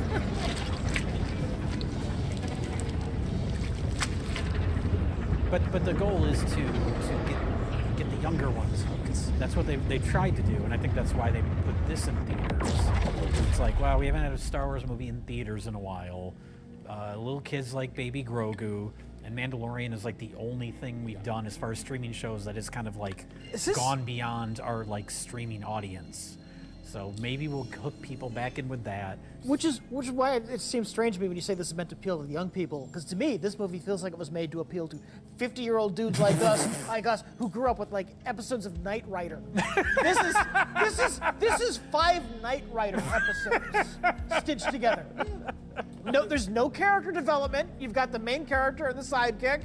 Here's the crime we fight this week. Here's the crime we fight the next week. That's what this is.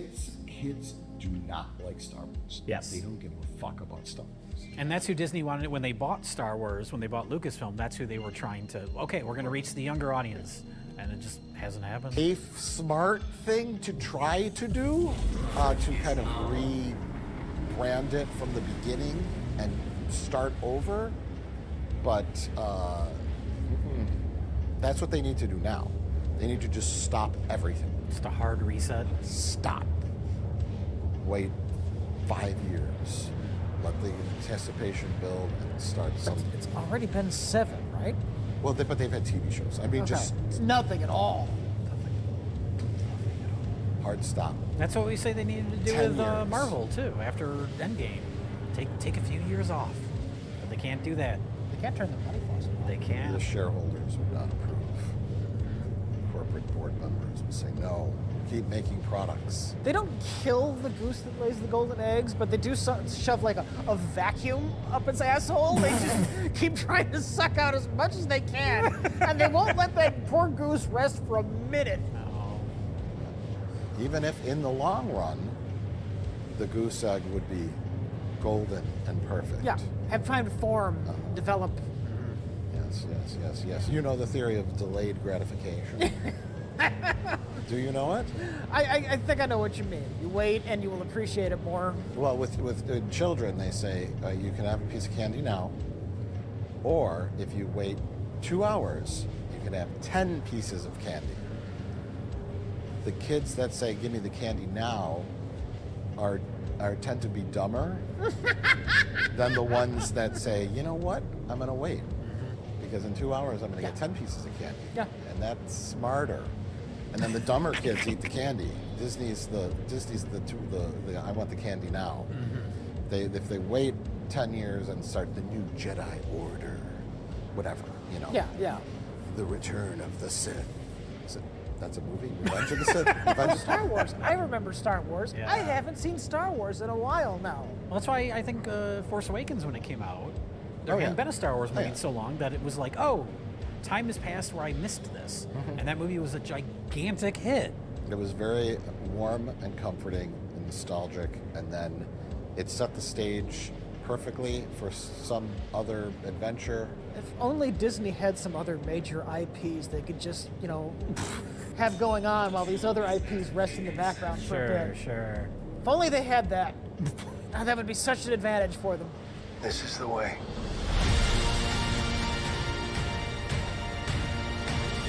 I was thinking about that and thinking, I was like, is this movie the worst Star Wars movie? I was like, no. Just narratively, Rise of Skywalker is much, much worse, but it's also more interesting. Every 5 minutes, there's something new and embarrassing in Rise of Skywalker. This movie's just so bland that it's not interesting. Attack of the Clones is still the worst Star Wars. But it's more interesting. So what are the metrics for bad?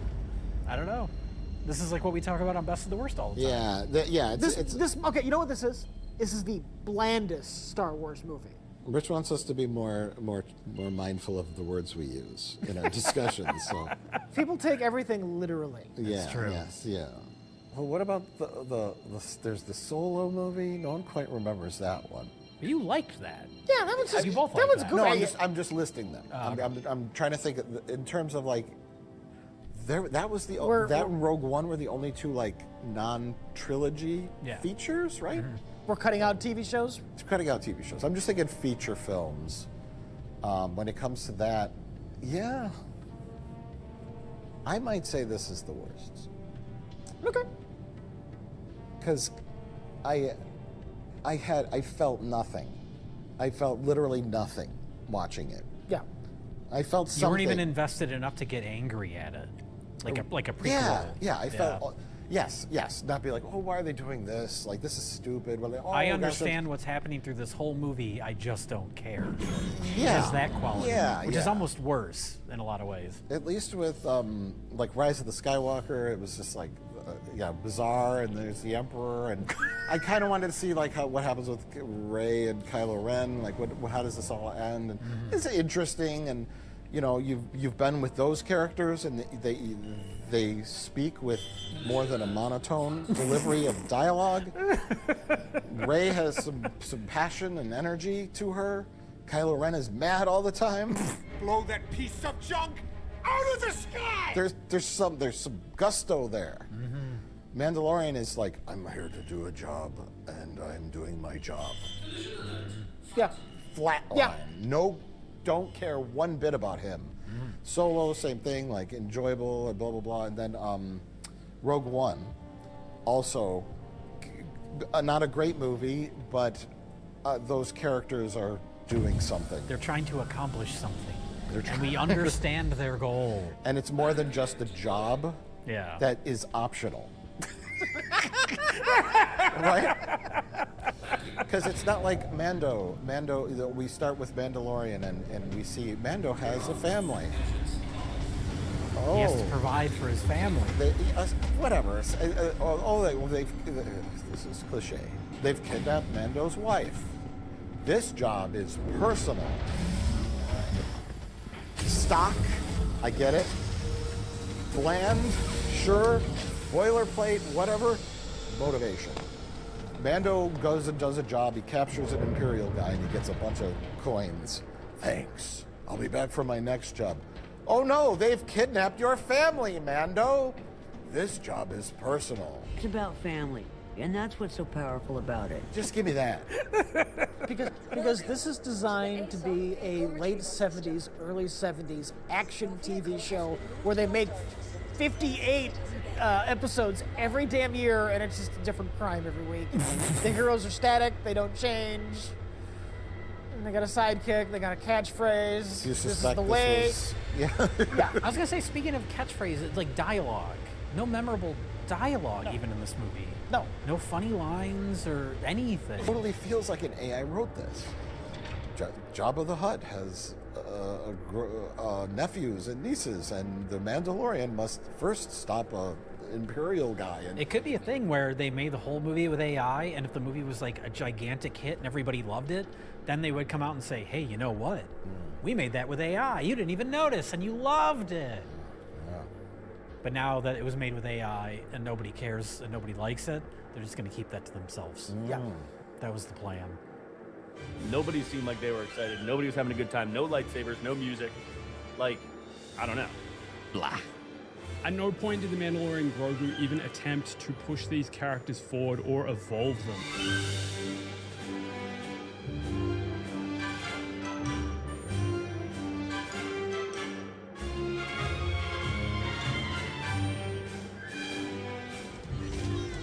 Scramble the best Finn team we have.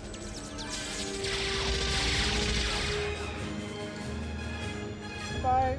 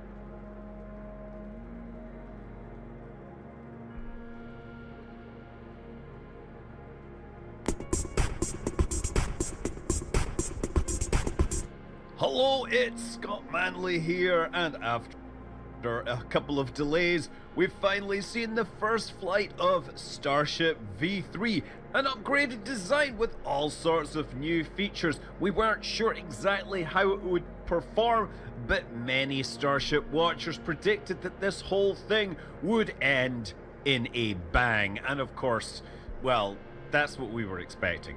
I mean, sure, the SpaceX haters were saying it's going to explode, but SpaceX actually did not flinch, and they showed us the explosion this time, because they know what they're doing. The real space nerds out there were really the ones that were debating whether this was going to be a successful debut or a failure. And it had successes, it had some failures.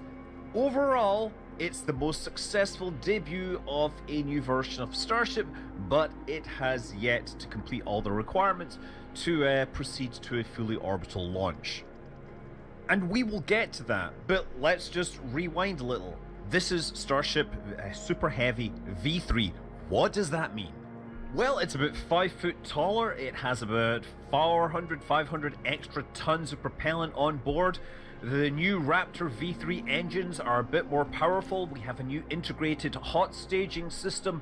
The grid fins are bigger. There are only 3 of them now. They're in a T-shaped formation. There's large changes to the tank with a much wider transfer tube down the middle, which is the same diameter as a Falcon 9. There's a new V3 Raptors, which are more powerful and integrate the shielding, making everything lighter and more powerful. Starship V3 is also slightly larger, and it of course uses the new V3 Raptors. It has more room for cargo, but more importantly it has these new transfer docking hardware so that the 2 starships could in theory dock together and deliver propellant to each other. And then there's also a lot of changes and upgrades to the ground hardware, the ground surface equipment. The whole launch site is a completely new launch site, completely new design with a proper flame diverter for all 33 engines. When this thing is going to start up, it is going to fire all 33 engines simultaneously. Previously, the booster would use a staggered startup to, I guess, reduce the load on the plumbing, and that meant that it took a little bit longer to get off the pad and get going. And so the initial plan to get going, if you will, that was supposed to be on the Thursday. They had some cool announcements about Starlink around the moon, Chun from Fram 2 wants to go to Mars, and Nicki Minaj turns up. Yes, starships are meant to fly. However, as they counted down to 0, it seems that they should have really brought in TLC for that whole no scrubs energy. As they counted down, they got to the 40-second hold. Every time they counted past that, something would cause a reset. It was ground equipment related. Because they use densified propellants, that is, they use extra cold propellants, they can't leave the rocket sitting in this sort of state for very long. They have a limited window once they start fueling. If they don't get it, they have to scrub the launch. And indeed, they had to scrub the launch. Apparently, the explanation was there was a hydraulic pin that was locking part of the arm mechanism, and that was not retracting correctly. So yeah, they cancelled that, and then they came back for the Friday. And this time, apparently, Nicki was not available for the live stream, so they had to settle on this guy. You know, he's from NASA, apparently.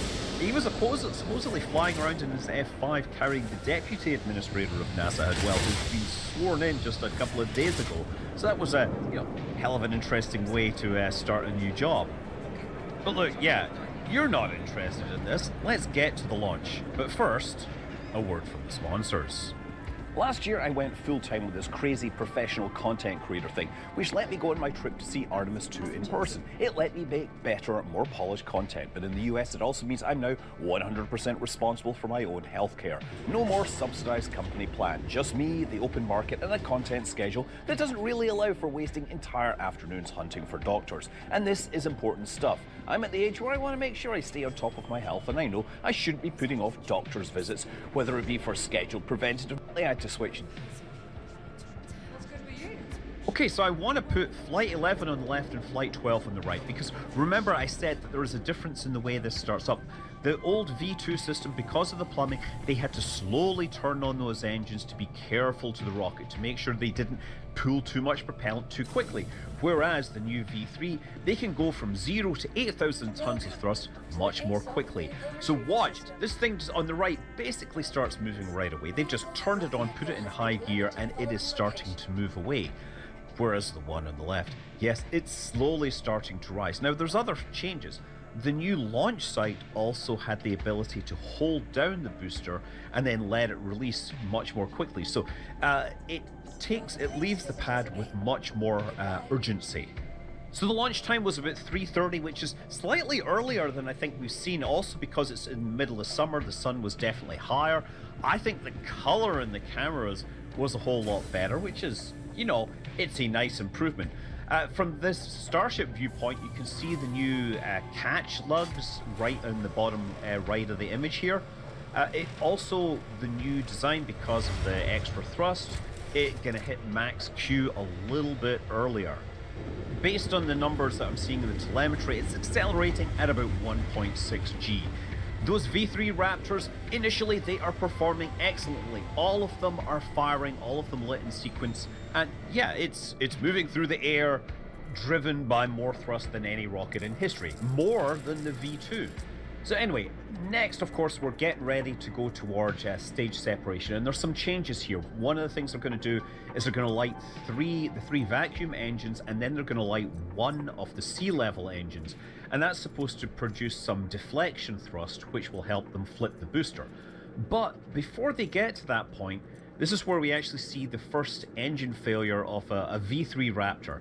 So the booster, if you look in the bottom left, that's where they have the telemetry, and you'll see that one of the engines has now failed. Now that leads by a few seconds. You actually see a flash on the back of the booster around that same time.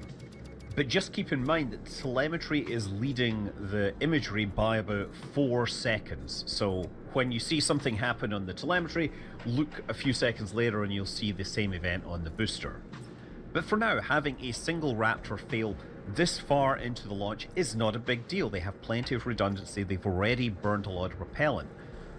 But now we're coming up to the stage separation sequence, and this is where the sort of limited success definitely takes a little bit of a step back. So now we see the engines on the booster start to spool down, and we'll see the engines on the upper stage start to light. So there they go, bang, and the booster sort of flips to one side. But if you paid attention to the engine diagram, it lit a bunch and then it shut down some, and now the booster is sort of just floating around. It doesn't seem to be holding the correct attitude, and then they just shut the engines down. So the booster basically completely failed on the boost back. But it's not dead yet. But let's go and look again. So I'm running this again at 1/4 speed, and this time I'm synchronizing the telemetry display to make things more obvious. So you'll be able to see as they're shutting down those engines there on the back, and then on the bottom right you're going to see them start to light those engines. Now remember, on the Starship they're going to light the vacuum Raptors and then a single sea level Raptor, so you can see that happening. And as that happens, that's supposed to produce an asymmetric thrust which pushes the booster. I think the booster is moving the wrong way here for that, so I'm a little confused because that engine at light should have pushed it downwards. Regardless, the booster is now flipping away and it's starting to relight the engines. So watch this, those engines start to light up, and then just as it's about to cross here, there's a flash, and following that, a lot of the engines start failing. And again, if we run this a little closer, you know, you can see the flames from the exhaust from Starship bouncing over it. That's not relevant. What is relevant is this moment where something lets go, and it must have damaged the ones next to it. So I'm going to speculate that the flip didn't work as planned. If you look at Flight 11 on the left, Flight 12 on the right, the previous flights have flipped in the vertical plane, and they got great control over that with modifications to the interstage. In this case, it flipped to the left, and it did this faster. Now, I know that they have changes inside the structure that's supposed to allow for faster flips, but this flip was at 90 degrees to the others. And if you remember, I said one of the sea level Raptors was supposed to fire. That was the top one. So I would have imagined, just looking at that pattern, that it was supposed to flip in the vertical axis, but instead it flipped to the left. So I think that the flip went wrong somehow, and that may have led to unanticipated fuel slosh, which ultimately led to the engines, getting gas. And another thing to note is that as it goes to the right, one of the grid fins really catches the exhaust from the Starship, and that causes the roll to accelerate. Again, I think it was supposed to flip downwards based upon the engines because there's no grid fin there to catch this and make this kind of motion happen. But the booster's expanded, that doesn't threaten the mission. However, there's another engine failure. You see one of the vacuum Raptors fails, and again, if you wait a second, you'll see the flash at the bottom there. Yeah, that is the vacuum Raptor going. And while that looked pretty energetic, it clearly wasn't enough to damage the engines next to it. Starship still has 5 engines, and you see it adjusting its attitude. It is pitching itself up, pointing its butt closer towards the Earth so that it gets more vertical lift. They have an onboard navigation system which is automatically correcting for the lack of thrust. It's going to burn the engine longer, and it's still going to be able to get to its final target orbit. So I'm pretty sure the SpaceX propulsion people are going to be looking hard at what caused these failures, because ideally you don't want to have failures. SpaceX engineers are justifiably proud for their improvements they've made to the Raptor V3 with the integrated shielding and the higher performance. That higher performance, however, requires higher chamber pressures, and when those higher chamber pressures will escape, that means there's a little more explosive energy, and clearly in the case of the booster, that energy was directed and the integrated shielding wasn't able to cope. So anyway, the booster is heading down, but it does orient itself like, engine side first. Watch the roll orientation. As it hits the atmosphere, it manages to get control and flip itself around. That's the grid fins starting to work here, I think. And if you watch that camera on the left, look at the engines vibrating in the airstream here. We switch to this other camera that's slightly higher up the booster. Watch the pipe at the top that's vibrating in its mounts. Flies by those clouds faster than I think we've seen, gets low enough in supersonic speeds that it generates a vapor cone, and then it does actually attempt to light its engines. Of course, at this point, the number of engines that are still working, well, we don't actually know, because the telemetry, the layout changes seem to be timed based on the expected mission timeline, and they weren't expecting to be landing at this point. Then it switches over during the expected landing time, and we see 1 engine showing in the telemetry, and that is not enough to slow a booster down from Mach 5. So anyway, while all this is happening, Starship is continuing its ascent to suborbit. While the booster landing happened a little bit earlier and faster than intended, the ascent to orbit is going to take a little bit longer, but we do get this particular shot as we're on the way up. One thing to note is the skirt damage due to that engine shutting down. It wasn't just like a puff of hot gas as it shut down, it must have thrown debris out or something and caused damage. Also, if we compare to a previous image, you can see that the center nozzles have moved because they need to adjust the thrust axis to compensate for the missing engine. The effect is kind of subtle, but we know that it has to happen because the center of the thrust line has to pass through the center of the mass of the vehicle. And this is going to change slightly as, of course, it's ascending into orbit. Now, as it gets towards the end of the flight, it also shuts down those vacuum Raptors, and as it does that, it will reorient the engines again to accommodate. So if you watch this, we're getting close, it's going to readjust the direction the spacecraft is pointing and adjust the orientation of the engines. So there, the telemetry shows us down to 3 engines. The image should catch up in a few seconds, and there it goes, you see? Notice the engines adjusting as they become the only propulsion, and then they finally shut down. And the spacecraft is in suborbit. And you'll notice that it did this a little later than planned, which is to be expected when you've lost, a small fraction of your engines. So yeah, even losing 1 engine soon after stage separation, they were able to take the spacecraft into their target trajectory, into their suborbit. But I fully believe this could have reached orbit. But they did, however, decide that they were not going to perform the engine relight test on orbit, and that is pretty significant. First of all, I suspect that they might have done this because using only 5 engines meant less thrust, which means they had to fire at an angle to their trajectory, which means they wasted stuff. This is called cosine losses, where you're not firing exactly along your trajectory. That meant they used a bit more propellant. And so they took the decision not to fire the engine on orbit, and the implication of this means is that we are absolutely going to see another suborbital test flight. I'm pretty sure we are, because I don't think SpaceX wants to launch multi-hundred-ton piece of hardware into orbit without knowing for sure that those engines are going to relight. And with 2 engine failures and no relight test on this flight, Flight 13 is going to be a very similar flight profile. They might try and catch the booster, but given that they had a problem on this one, they might again try to drop it in the ocean until they're sure.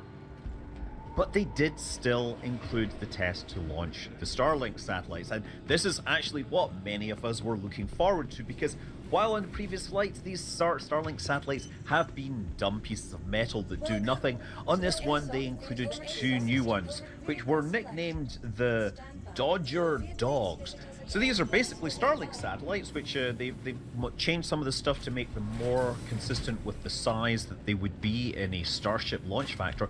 But most importantly, they gave them cameras, and even more importantly, because it was going to be nighttime when they were doing this, they gave them big flashlights.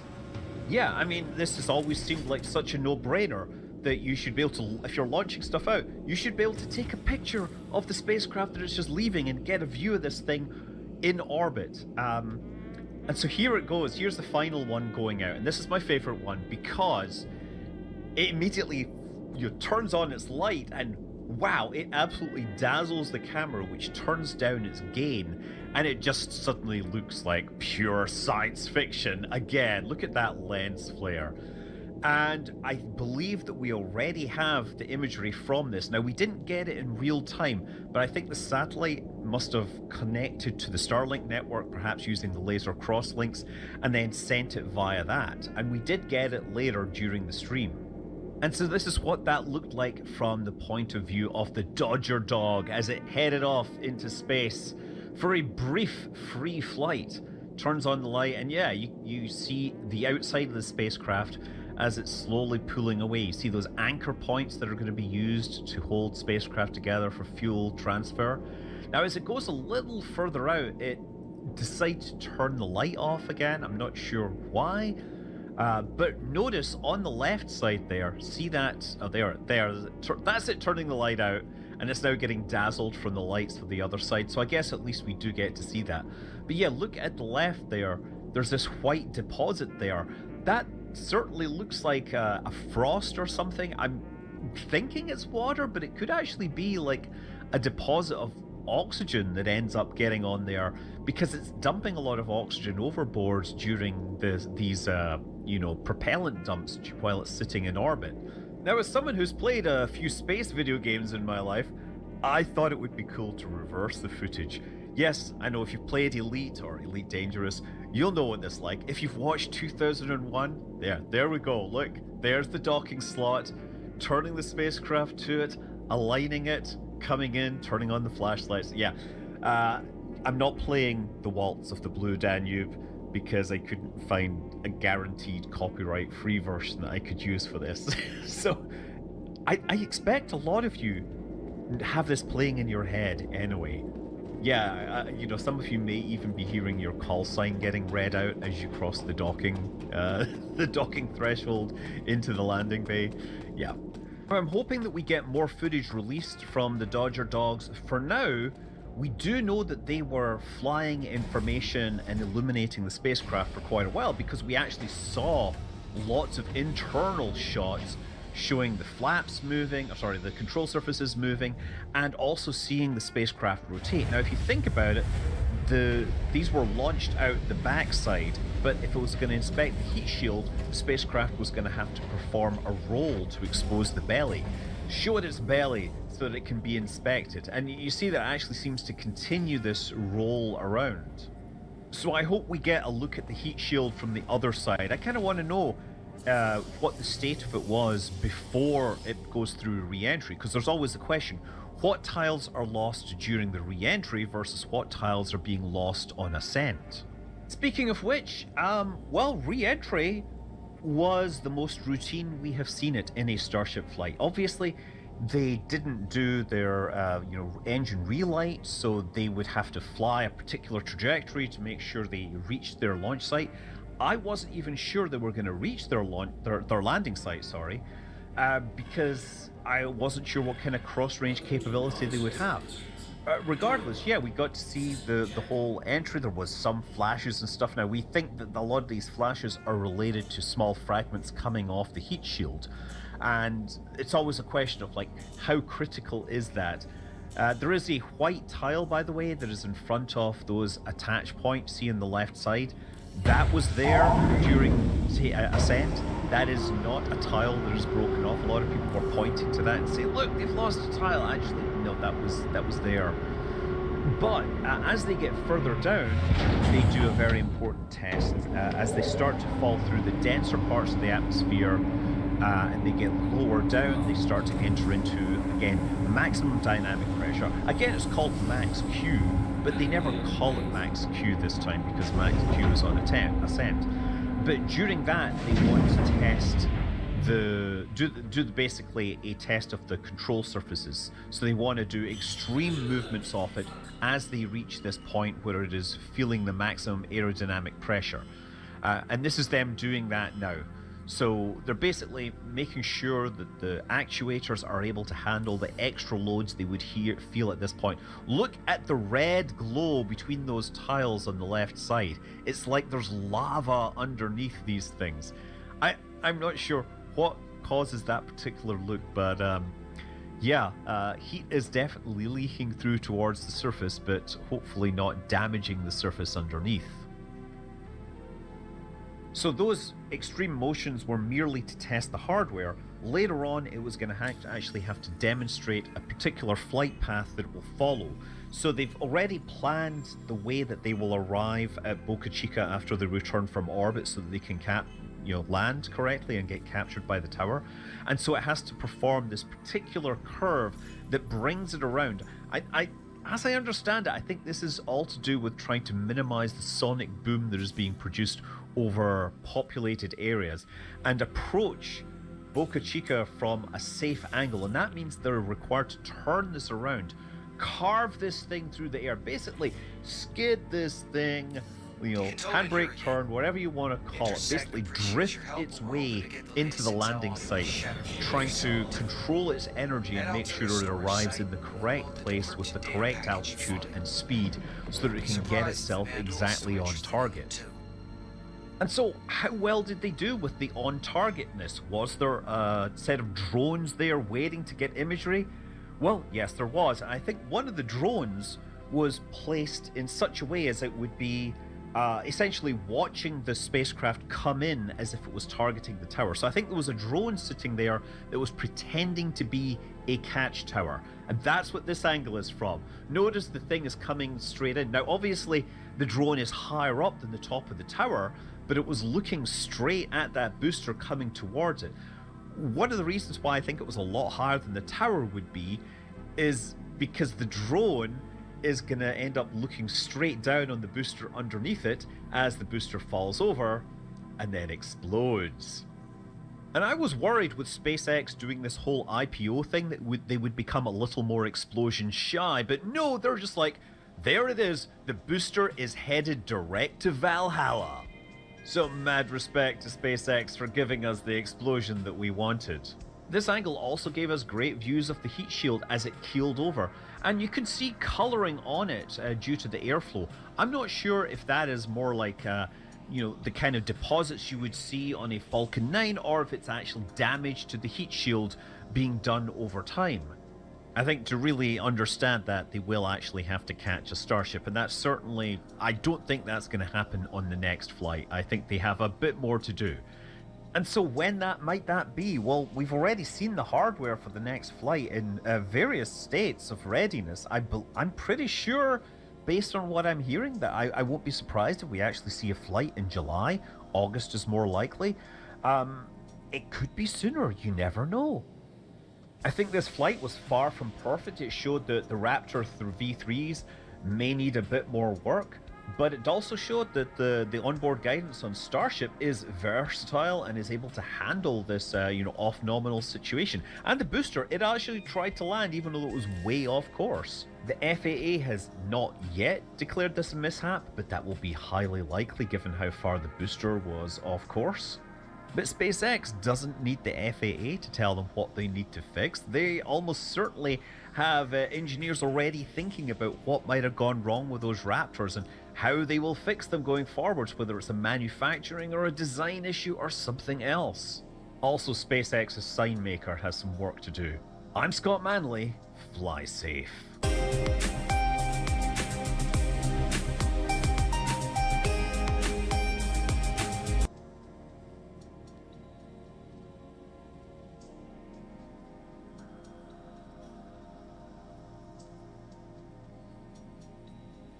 Well, there's a lot of people saying Netflix rigged this fight between Ronda Rousey and Gina Carano.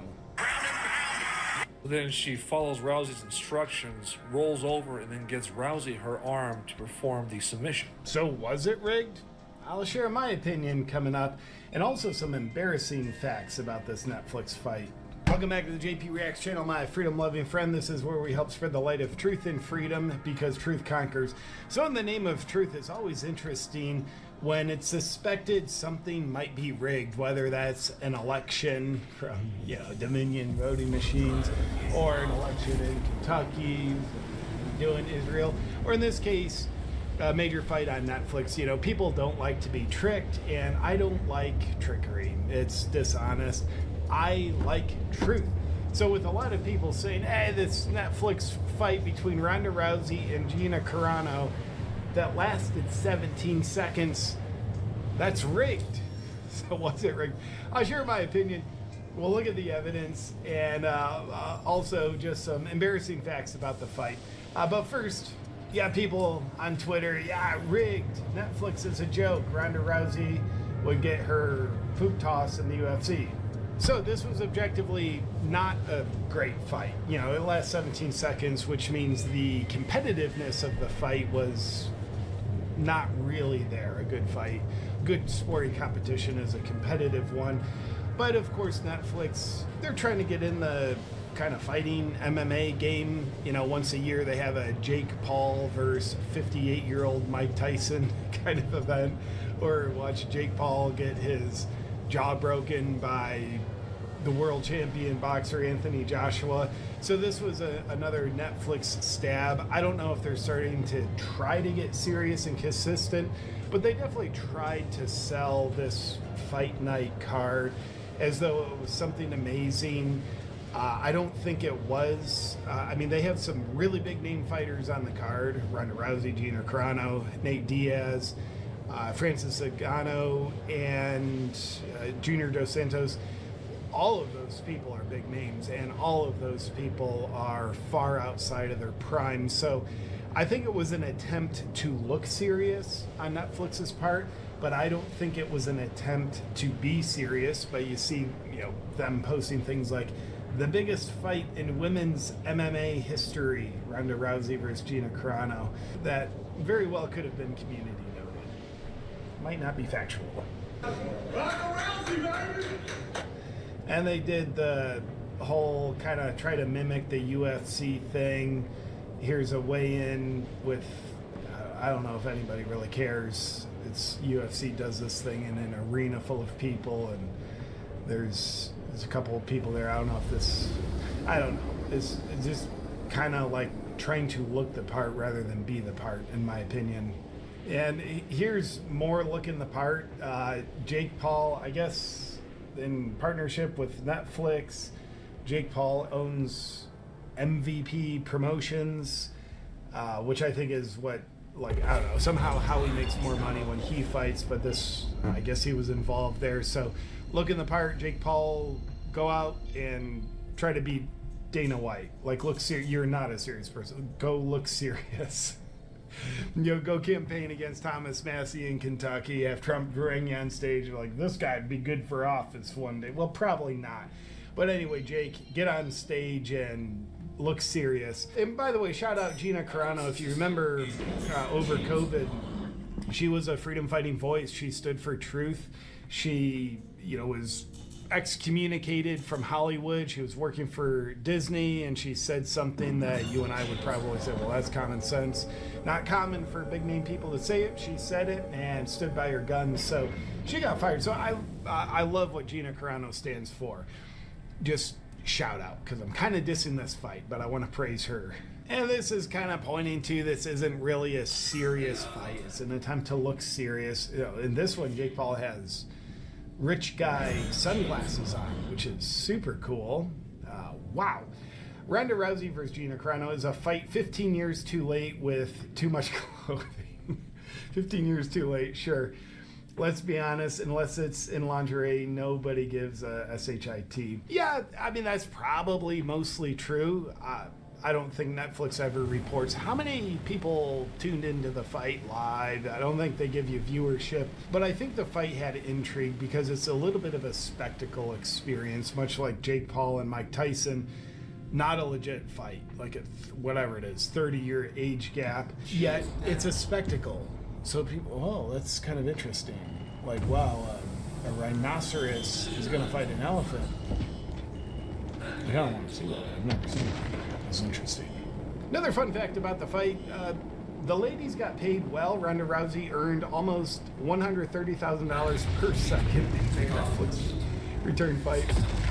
So the fight lasted 17 seconds. What was the payouts? Hey, we will get back to the video in a second, but first, if you dump this brown powder into your coffee, your body starts producing more of the molecule that won the Nobel Prize. This is Black Forest. 400,000. Francis Ngannou, 1.5 million. So Netflix and MVP, like whoever says no, I've never been on Epstein Island, like those kind of people, put some major money into this. Do they get a return? I have no idea. People don't pay directly for this fight on Netflix. They pay for their Netflix subscription, or they have their brother's password, however you do Netflix. And this is just part of Netflix trying to be a valuable thing to stay subscribed to. So I would guess short term, they see just a loss. Long term, does this just make Netflix a sticky thing that people keep subscribing to? Maybe. I mean, if they continuously have these kind of spectacles, maybe. Who knows? But the point is, put some major money into this. Now, what I think is probably the most embarrassing look that Netflix during the fight very much tried to camouflage. It's like this part is unquestionably rigged. They tried to rig it so it looked like a lot of people were in attendance. It was an embarrassingly low attendance. Check out this tweet before I show you. Just realized why Netflix used so many lights for the Rousey-Carano fight. There's almost nobody in the stands. Also, the fight lasted 17 seconds. So take a look at this. This is the stands. And you can see the lights there. It kind of makes it harder to see that you're just seeing open stands. Saturday night, I think it was Saturday night, when the fight was on, my lady and I were watching something else, and when she would get up to check on the baby, I'd flip over to the fight. It's like, wow, what's going on? And this fight was 17 seconds, so I didn't see that. I just saw the countdown clock, which was much longer than 17 seconds. And I'd see those lights, and I was like, oh, that's very obnoxious to see in an arena, just like so visually loud. And I was like, wait a minute, those are seats that nobody has in them. So in other words, every single light you see is because nobody is in that seat.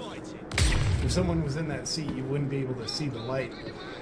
So the floor of the arena had people in it. I don't even know if the floor of the arena was full, but the stands of this arena, I believe in LA, you can see they're really empty.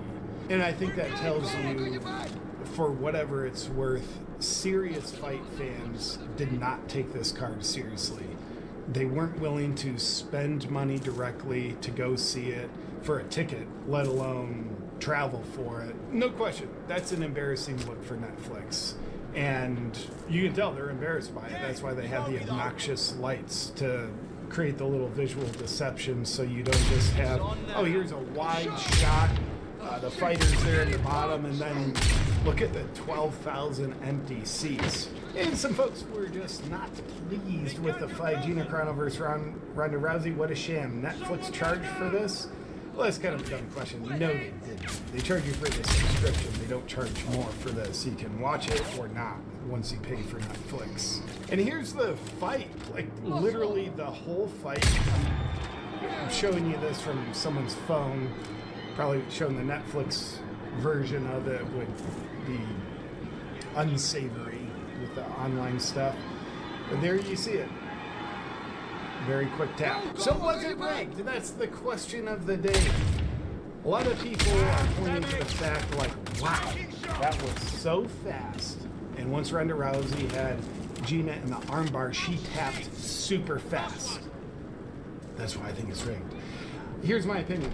No, I don't think it was rigged at all. In fact, I think if you were rigging a fight, you want the fight to be good for business, good for future business, for Netflix and MVP promotions, you would rig it to be a good fight.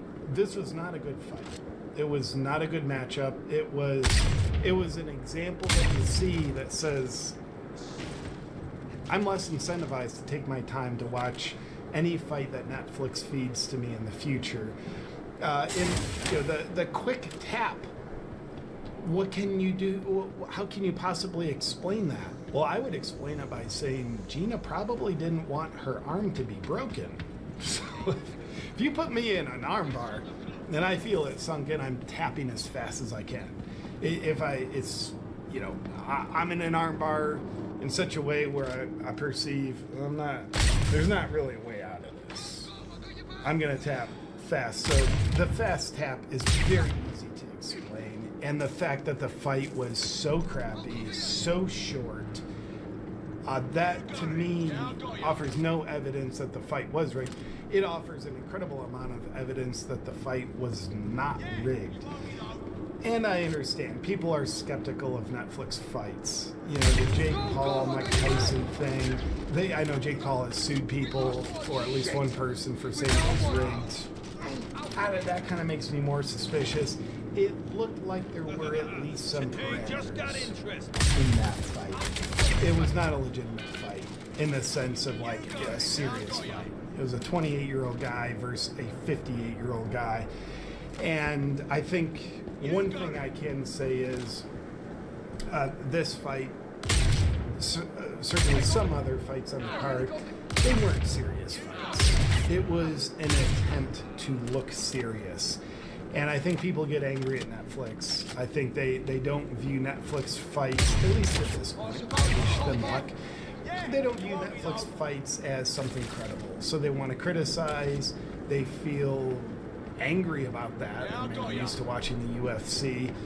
And they probably feel stupid for literally taking hours of time. Watching the undercard, cool, and then between fights, here's a 15-minute countdown clock until the next fight. They're wasting a lot of time. I think they feel stupid for taking hours to then watch the crescendo of 17 seconds. Therefore, I think it's very easy to just throw shade at Netflix. By no means do I think this was rigged. I could be wrong, but this is just my opinion. But it doesn't stop people from further making fun of it. This fight could have been an email. Yeah. And further, Rousey versus Jake Paul might be next. Might not be beneath Jake Paul, 58-year-old man. But honestly, I think the real winner of the fight was Gina Carano. I mean, she objectively lost the fight by a long shot. But the long-term winner, Gina Carano, because she lost 100 pounds prepping for this fight. I guess it gave her, from what I hear, it gave her a reason to get back in shape after letting herself go. And that's incredible. That's a positive. It's a positive. I don't know if that works in Netflix's favor. definitely works in Gina Carano's favor. But nonetheless, that's my opinion on the Netflix controversy. Was the fight rigged? Let me know your thoughts in the comments below, whether you thought it was rigged, not rigged, good fight card, crappy fight card. Let me know your opinions. I look forward to seeing you on our next video. But until then, stay free.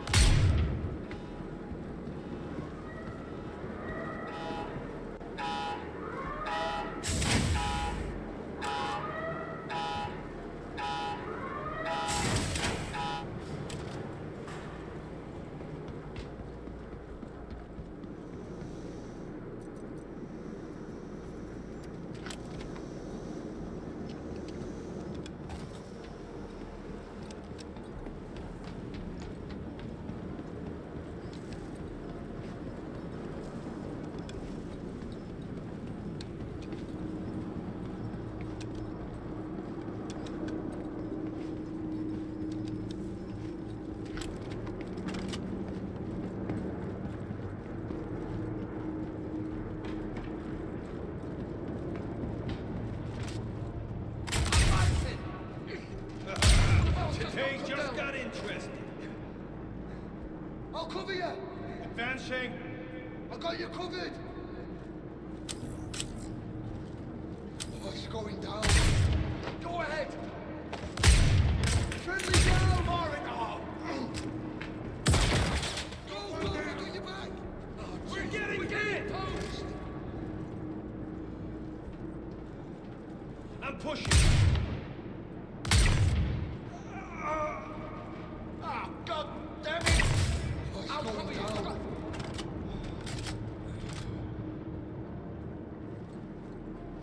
I'll keep them occupied.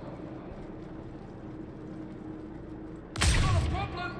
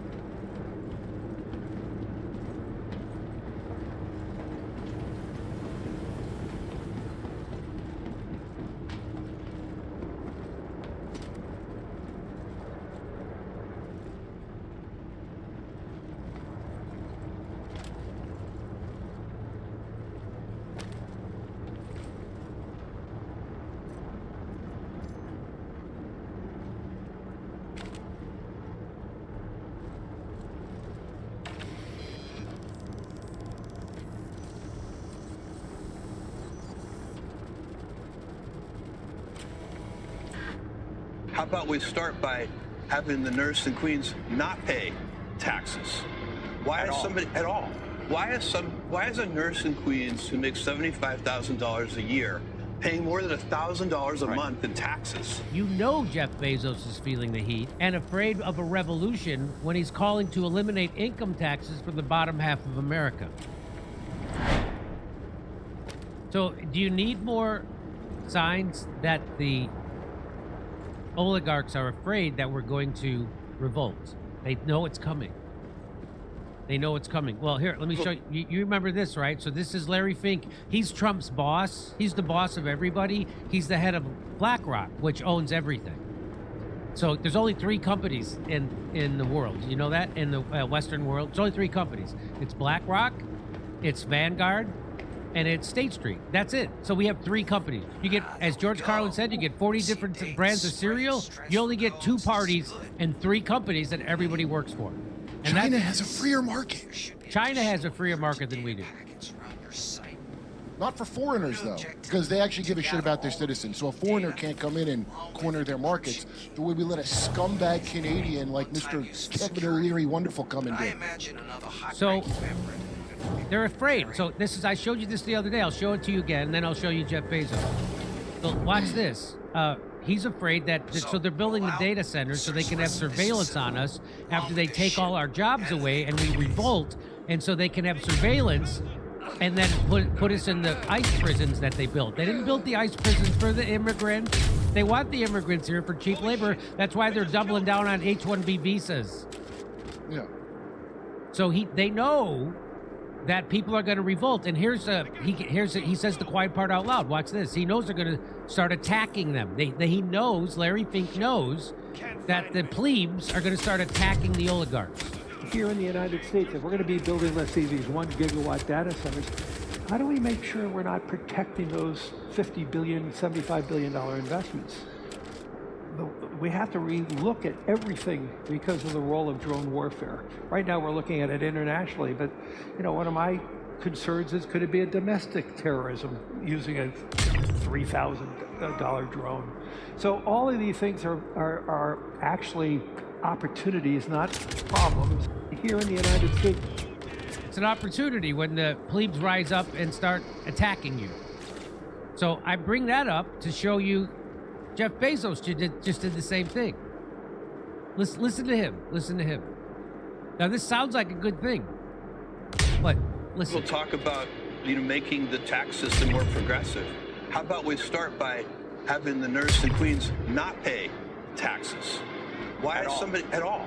Why is a nurse in Queens who makes $75,000 a year paying more than $1,000 a month in taxes? That's $1,000 a month that could help with rent or groceries or anything. And so, and by the way, do you know what that all adds up to? The bottom half of income earners in this country pay only 3% of the taxes. It's only 3%. We can find 3%. So we don't have, it's a small amount of money for the government, that. And really, and the more I thought about it, to me, it's kind of absurd that we're doing this. We shouldn't be asking this nurse in Queens to send money to Washington. They should be sending her to... So our friend Power to the People, he tells you what this is all about. So I'm going to read it to you. This is what it's really about. Oh, Jeff Bezos is feeling the heat. Jeff Bezos is feeling the heat and afraid of a revolution when he's calling to eliminate income taxes for the bottom half of America. Jimmy, I just want to jump in and say quickly that the regular driver for an Amazon delivery, they make about full-time $38,000 a year. That's what they make. And is he championing his own workers? His own work. Well, I'm going to show you about his workers in a second. Do you know what the turnover rate for an Amazon worker is? Do you know what the turnover rate is in an Amazon fulfillment center, Kurt? Do you know what it is? Take a guess. What's the turnover rate? In 1 year, how many people quit? I thought it was something like 80%, and they designed it that way because they know when you break and they can get a new person. Good guess, Kurt, but you're wrong. Oh. It's 150%. Whoa. How do you achieve those numbers? Do you know what they do? There was a guy who died at an Amazon fulfillment center. Do you know what they did? They put boxes around him so the other workers wouldn't get distracted and they could keep working. That's good. Box him up. That was the second thing they did. You know what the first thing they did was, Kurt? The first thing Amazon did was they clocked him out. Oh, well, they have to do that. And I know that because Dave Reinitz. So back to this. He's worried about the nurses. He's worried about the nurses. He's worried about the little guy. He won't pay a living wage to his workers, who makes him the richest guy in the world. He has a 450-foot yacht that costs $150 million. His support comes with a support yacht that costs $75 million. A support yacht costs $75. That's how much but he won't pay his workers a living wage.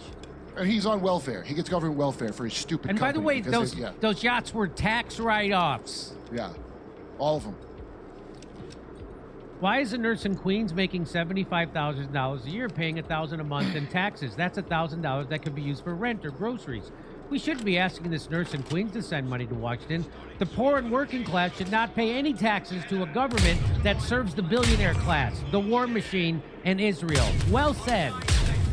But make no mistake, Jeff Bezos is not saying this because he cares about the bottom 50%. He's saying this to save his own ass because he understands how unstable the greed of capitalists like himself has made our society. The last time, and I said this before and I'll say it again, the last time the oligarchs were this unresponsive to the citizens, George Washington picked up a gun and started shooting people. I think Jeff knows that. I think he set And us so up for UBI. And that's why they want to give you guys like this want to give you UBI. Elon Musk has talked about giving you UBI. And why do they want to do that? Because they care about you? They want to do that because then they control you. Then you're a slave. Because slave owners made sure you had housing, that their slaves had housing and food. And that's what they're doing. So now they can cut you off. They completely control you. If you step out of line, if you go and protest, they'll say you're a terrorist, and then they cut off your UBI. And so now you won't go protest. It's the same But reason if you why... want to stand for that, don't worry, your kids will. Your kids will. They'll be trained. We're good and ready. We can't, like, I don't know anybody my age who would put up with that. There's a lot, but not everyone. But the young generation ain't even going to know that they shouldn't have to deal with that. They're not going to think they should have free speech or medical care. They're going to be like, oh, we will serve Lord Bezos and Lord Musk. So here he is trying to tell you that what he's doing by hoarding all the money at the top. By the way, with the income inequality right now in the United States, I used to say it's worse. This is the worst since the Gilded Age. Now remember what the Gilded Age was. The Gilded Age was that meant that there was a thin patina of glitter on top of shit. That's why they call it a Gilded Age. There's a thin patina of glitter, but underneath everything is shit, and that's what everyone was living in. But the income inequality is worse than the Gilded Age. Right now, you have to go back to the time of the pharaohs in Egypt to find income inequality as bad as it is in the United States right now. That was always the goal. That's why we have a big obelisk in Washington, to go back to the time of the pharaohs when income inequality was like that. They all are into that. They're going to be the technological priests of the new society. So instead of a clergyman running your life in medieval times, tech billionaires are going to be that priest class, mediating to the AI whether you get to live or die. This is going to be real Aztec, I bet. We are not living in a golden age. We are living in the age of capitalist decay, where society is breaking down due to the endless greed of the billionaire class. And you have to understand that the billionaire class sits above the government. They're the boss of the government, not the other way around. In China, the government sits above the billionaire class and capital. And that's why China has stuff like healthcare. They don't go bankrupt when they get sick. They have futuristic cities. They have high-speed trains. They have infrastructure. And when their billionaires do something against their people, they put them in jail. Yeah, they'll execute them. Scumbag billionaire Democrats call that fascism. When billionaires don't get to push the government around, the government pushes them around. So listen to Jeff Bezos tell you how much his wealth hoarding and screwing of the workers to make that wealth is helping out the society. Listen to this. If I do my job right, the value to society and civilization from my for-profit companies will be much, much larger, than the good that I do with my charitable giving. And I think this is an important point to make, because people forget, or they sometimes don't see, that when you create something like Amazon and you're saving, I get letters from new mothers all the time that say, like, I have no idea what I would be doing right now if I didn't have Amazon, thank you.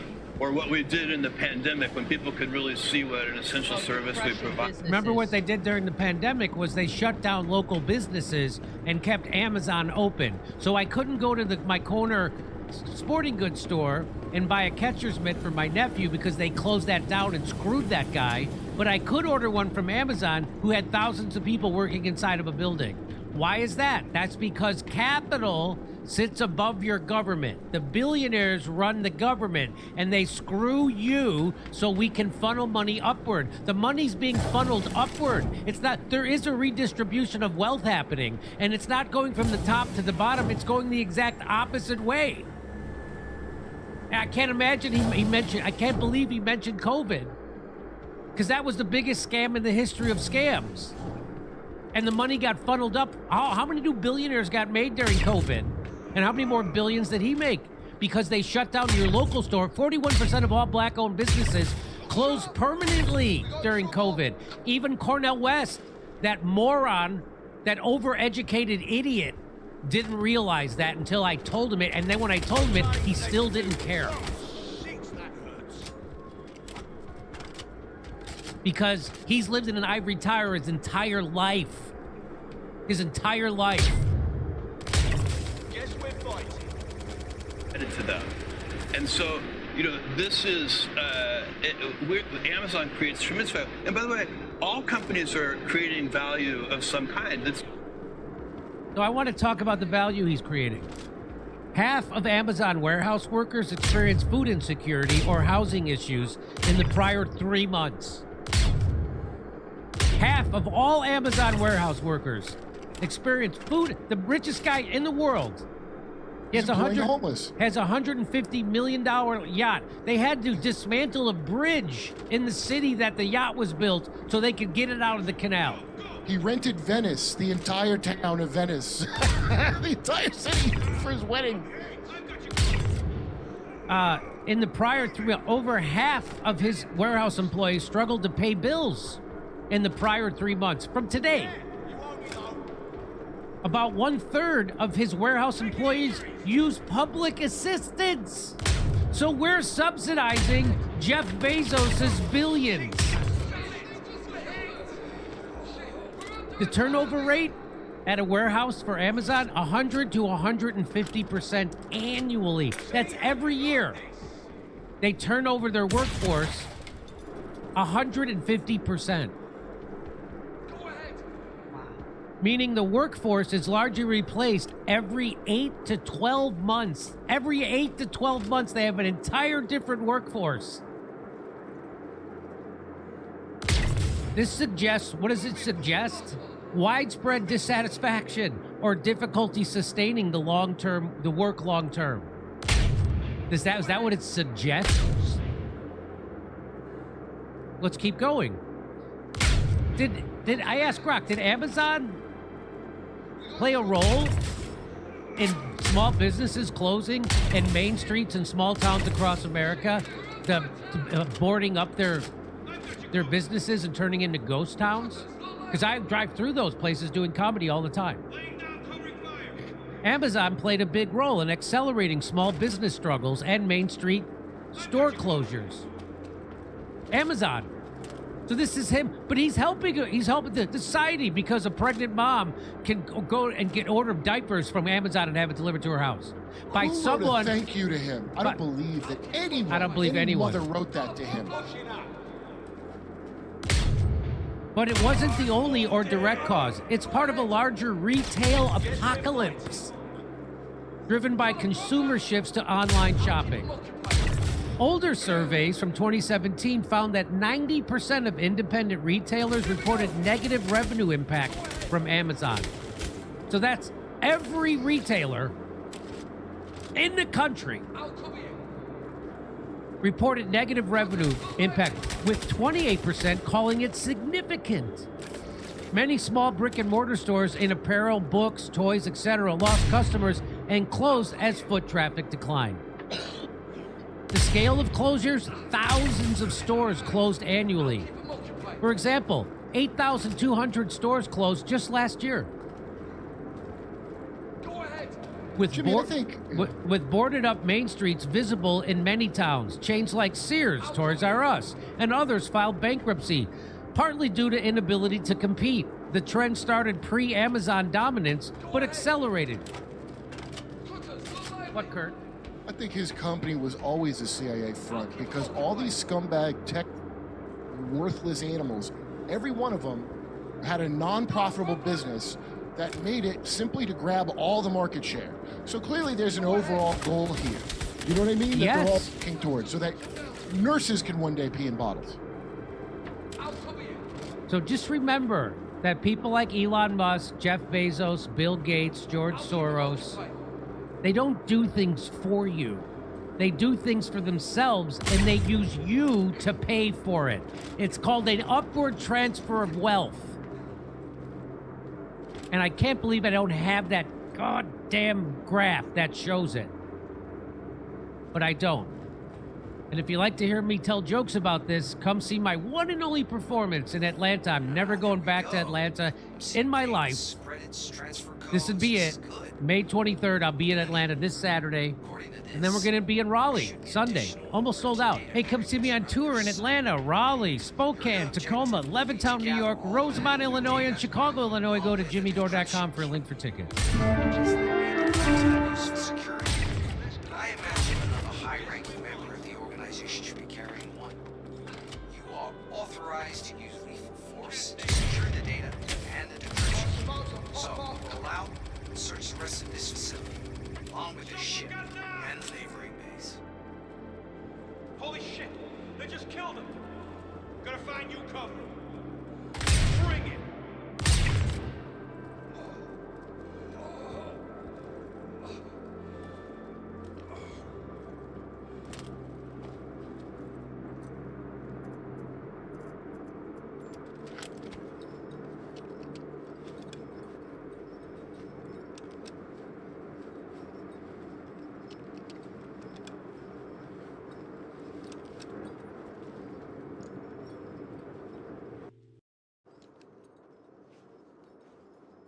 You got me.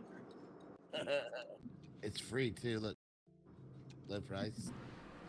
Oh, moment of truth is now's the time, right? Yep. Quiet. There it is. Damn, there it is. Get it, motherfuckers. No. If you don't get it, you're gay. If you don't get it. Too Now late. stop. Jay fumbled. It's too late. Mine didn't work. Jay fumbled. Yeah, Gotta everybody's stop. trying to flip on it. I had a 404 error. Yeah. I'll try to get it for you, Jay. Fish. You get Keep it? trying. It's. I think. I don't know if I got. I don't know what's happening. I think I probably lost it. Keep trying. Is it spinning? It's spinning. Oh, that's good, because mine stopped spinning. Okay, mine's spinning. I'm in the like billing information section. Hell yeah, When I spin that get- shit. Yes, I'm spin one it. step off of payment. Uh, Hold on.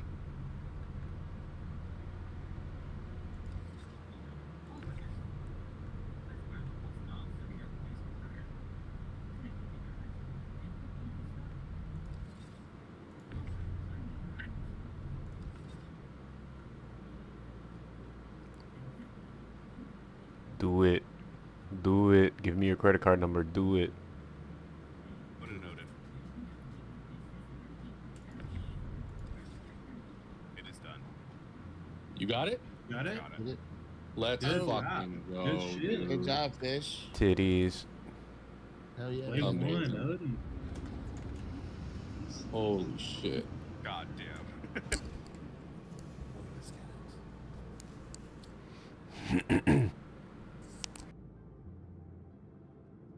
Did your wife get it on store credit? Doesn't appear to be the case. Nope.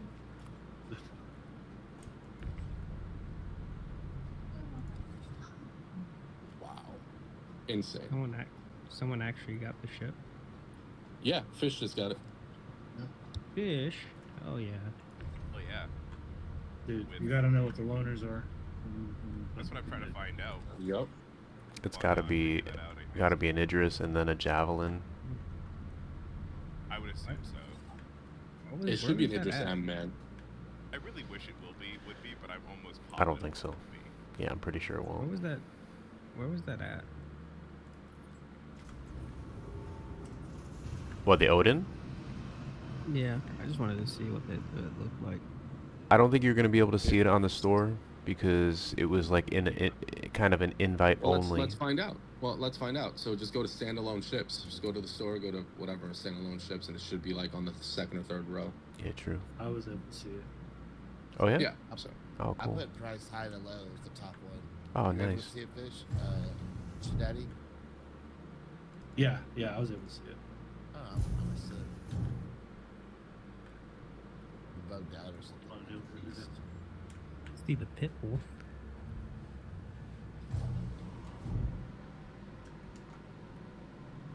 Let me see. Pull it up here right now.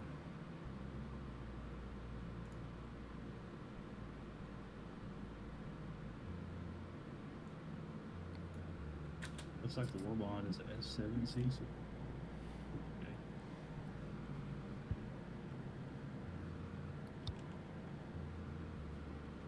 Nah, the only thing I can see is the Polaris with the highest thing. You don't see you don't see the Idrises, you don't see the Javelins and all that? Nope. I think you're looking in the wrong place. Yeah, I'm on just the R. Oh wait, glitched where? That might be the place to look. And then make sure you have unavailable and available purchase unchecked so he gets everything. I don't see Odin's, I see Javelin.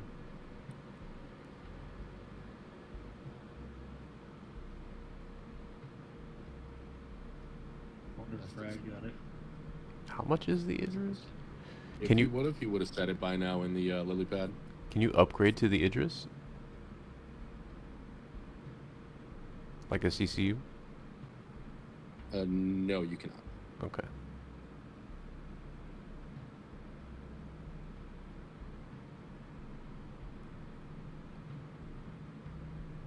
No, I don't see it.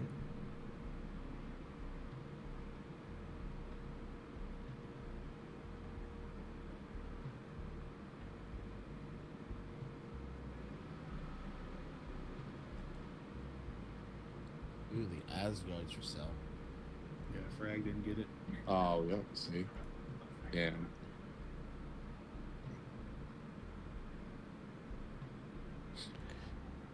Yo, Fish, did you make that bot or something? You finished that bot that you were talking about? I did make it, but I didn't use it. Okay. Do you see what the I haven't ownerships tested are? it. I think it is an Idris P and an F8. That's it? That's as far as I can tell. I can tell you that for the Kraken, I have like 7 ships. So I'm sure maybe if that's it right now, that they'll add more to that list. But that is way too little. I mean, maybe missing something, but like, there might be something in this list that I just like am scrolling past, and I'm like, oh yeah, I've always had that because maybe I bought it in the last patch and still think I own it or something. True. Pretty upset that there's no Idris M associated with it, considering the fact that it's a battle cruiser worth like what, twice what the Javelin is. Yeah, this feels pretty light. Yeah. Wonder if they have the loaner matrix updated. I was just now looking. Nope. Yeah, they do. Just an Idris P is all you get. That's okay. That's it. That's crazy. They must update that. Yeah, I see the Yeah, for a fucking Kraken though, you get a Polaris, Ironclad Assault, and a Club. That's what I'm saying. Like, at the very least, add an Asgard in there and a fucking Hornet and some random Anvil stuff, you know? Jesus Christ, the Odin's gonna be annoying to walk around.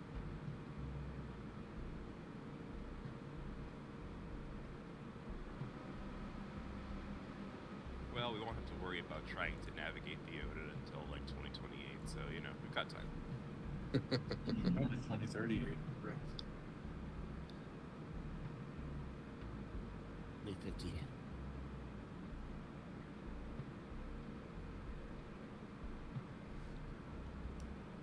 So what did that purchase put you up into on your status? I hadn't even checked. Holy shit. This will be fun. What were you at before? Wing Commander. I think my next one is. Oh no, I'm sorry. I was whatever one below Wing Commander was. I am now Wing Commander and 4% off of Praetorian. Damn. Yep. that'll do it.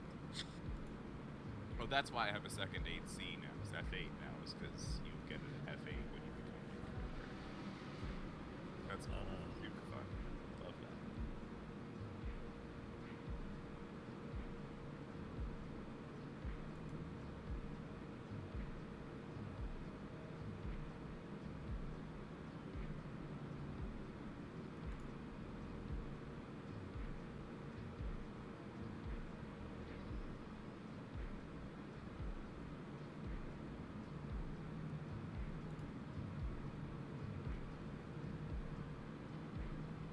Hey, I Daddy. get that shockwave paint with your wing commander ships. What's up? You hit Praetorian with the lightning. Look how much the Ironclad held. Damn. It looks all neat. Oh wait, that's on the. Oh, you finally found the external part of it. Yeah.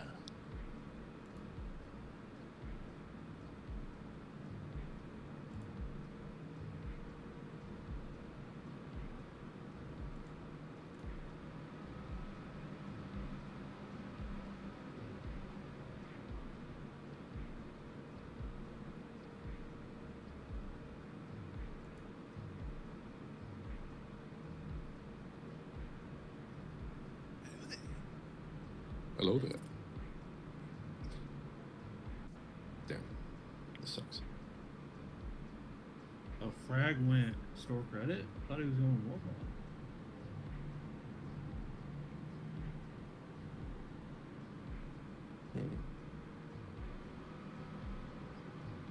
So what happened on your end, Jay? Did it just 404'd out or something?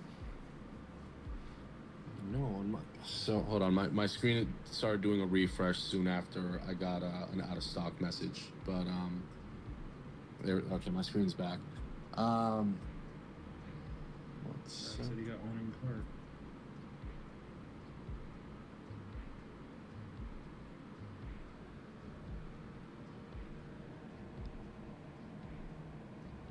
people's payments keep on bouncing? Got one in cart. I wonder how many owns that one dude that has 10 javelins is gonna buy. I want to know.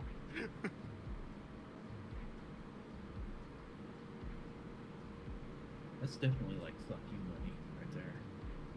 Right. Now that I have hit Wing Commander, I can now purchase the Legatus pack for about $48,000. So I'll be buying that tonight probably. Yeah. Yep. The fuck?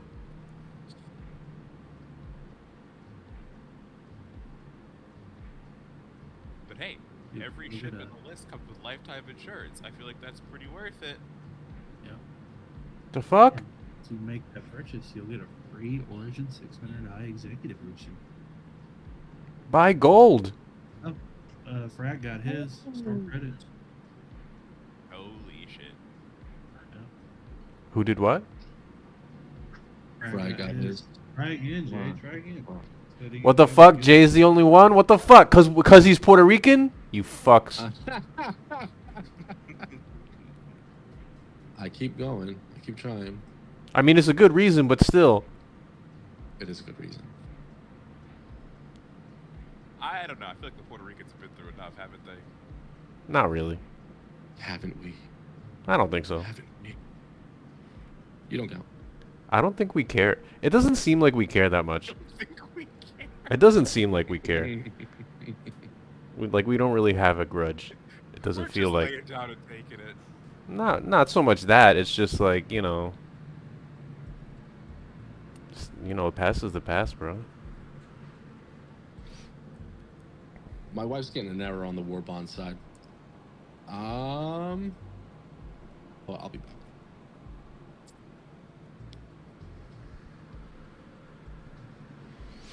If the Taínos had to go so we could get Star Citizen, it was worth it. How about that? Take that, ancestors.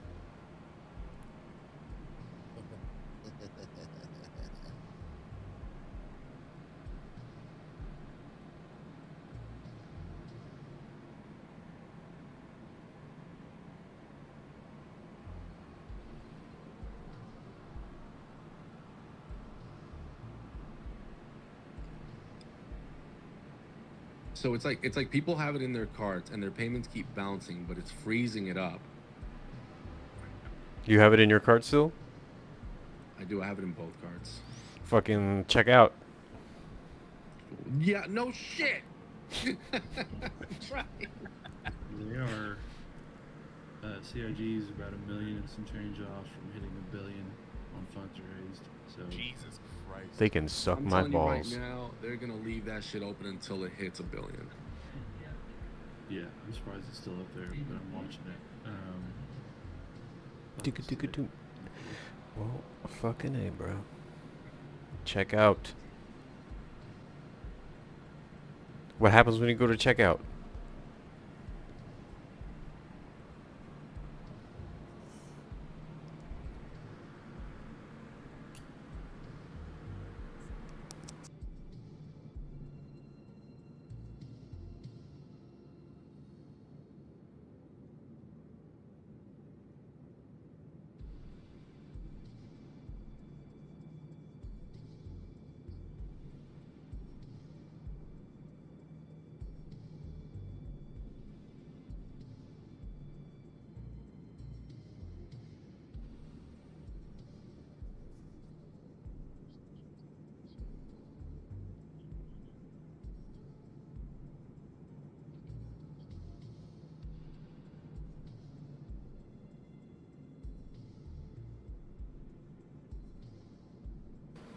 I got so excited I forgot I was doing a tech smugglers.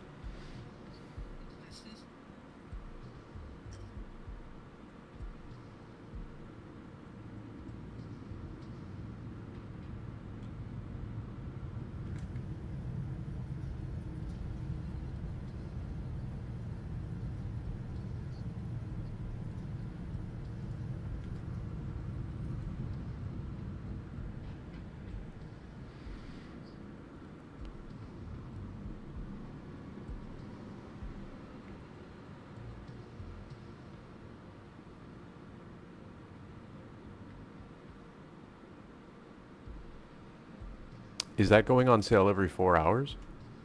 Yeah.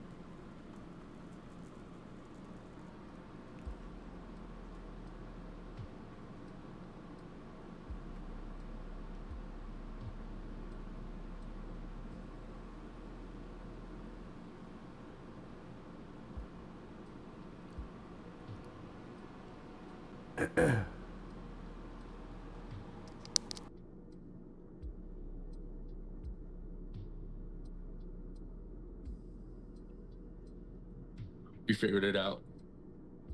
What happened? Fucking bank thought it was fraud. Fucking. Oh yeah, that makes sense. Especially like Discover. Discover is fucking ruthless. They don't want to prove anything without me checking on it. My fucking cash. It's Bank of America. Fucking assholes. Did you tell them? Did you Are you gonna be able to get it on the next one then? I'm gonna try. Did you call them? I'd be like, look, bitches, I'm about to buy something. They keep blocking me. I'm about to call them. Yeah. I would. Check your app and shit too, because at least with Discover, it usually sends me like a text message that I have to reply to, or like there might be like a notification in your app, or an email. Email. Yeah. Those are all the paints. That's sick. I like the trooper paint. For the Odin? Alright. We're on paint. It's got paints too? Shit. Did you get all the paint? I was gonna say you should get. You shouldn't have to pay anything extra. Bro, yeah, you should get yeah. But tell me this, does it have a coffee maker and a food maker and a clock? No, James got me beat there. Those fucking origin chips once again. Did you get fresh linen? Oh yeah, you gotta have towels, baby. Well, it's a military ship. Everybody sleeps on like sad blankets and cots. If you want to fly a fucking Odin right now, go play War Thunder. Do the naval ring. Do the same shit. Hop on board the USS Yamamoto.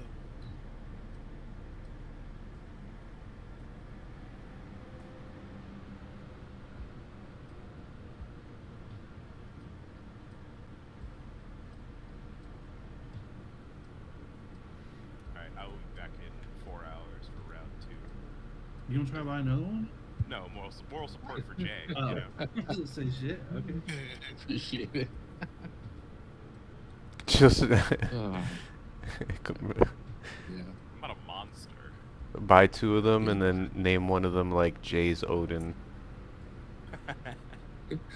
Yeah, do you not get naming reservation? Oh yeah, you can. Okay. I got a name for it. I Yeah. have a name. I don't know If what J- the fuck I'm gonna name it. If Jay doesn't get his, you should. I've got Jay's Odin lined up over in Bajini if anybody wants to get on board. Jay's consolation. By the way, Fish, at some point, if you're on today, I gotta pass you the Idris. I've got it stored so you wouldn't have to fucking claim it the last night. Okay, yeah, perfect. Yep. I'll get on a little bit. She's go. Cool. All right, boys. Talk to you later. Cool. Yeah.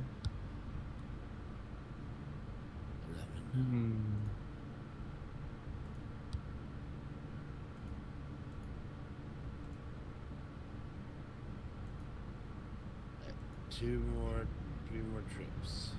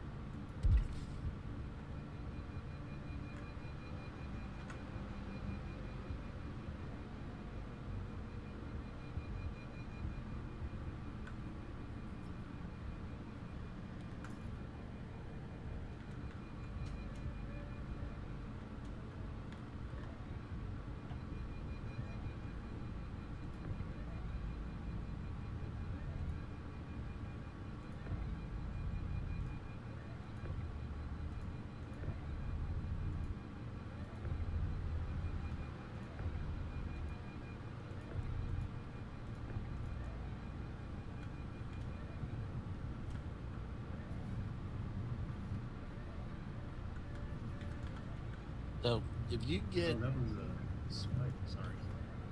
oh, what's up, Crispy? What's up, Funky? Hello. I'm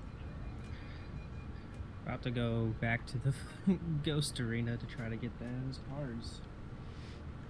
Do you have the supervisor key cards to get into the red doors? Oh, wait, in Ghost Arena? I think they all have red doors, don't they? You know, Fish had them, I think. Pretty sure Fish had it all. This is definitely not good. They jumped up in funding. So yesterday they were at 993 million, and today they have jumped up to 998 million. So, and they're fucking right there. They ain't over yet. No, I bet you they will. never buddy. mind. I'll do this later, then I'm gonna make some money and buy a Buccaneer.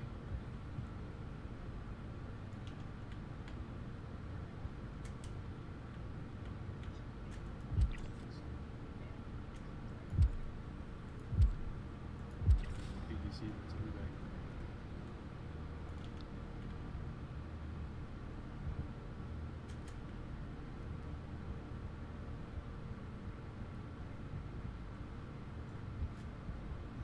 Catch you guys later.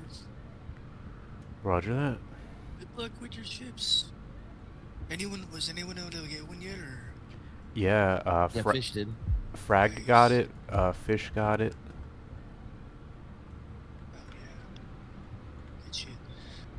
Alright, see you later. See it. What up, Zero? What up? I don't have Perseus anymore. Now I have Polaris. Oh.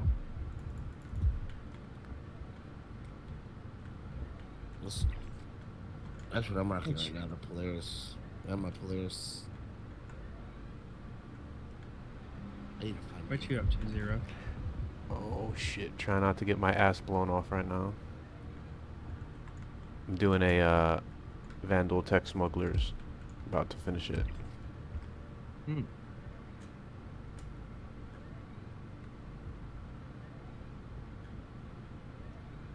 Let me join off you.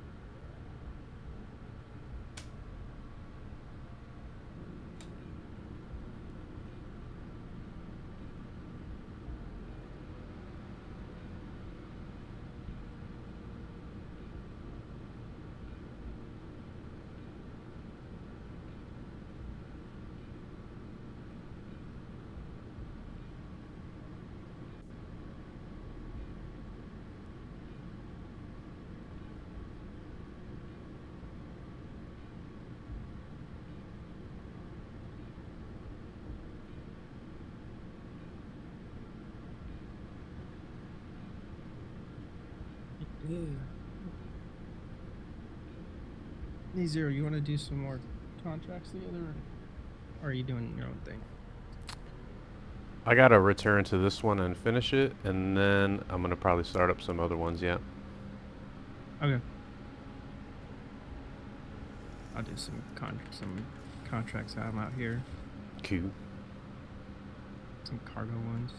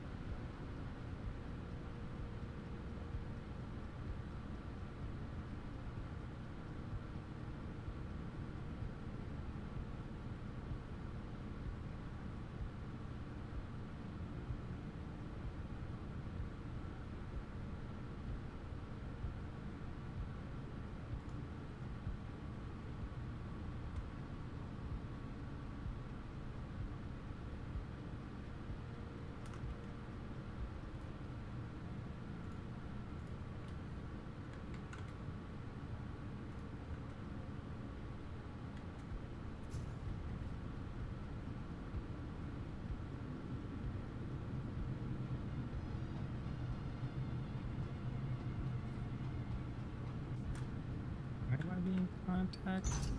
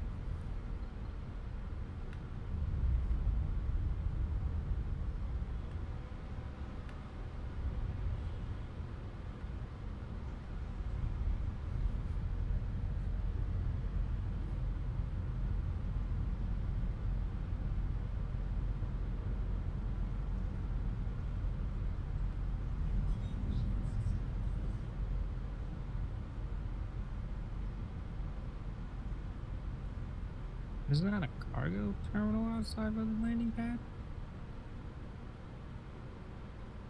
Yeah, there is, but I have a bunch of stuff. I was just trying to do it where I can just auto unload it. Looks like I'm just gonna have to go land in a fucking hangar because it's not working. Okay.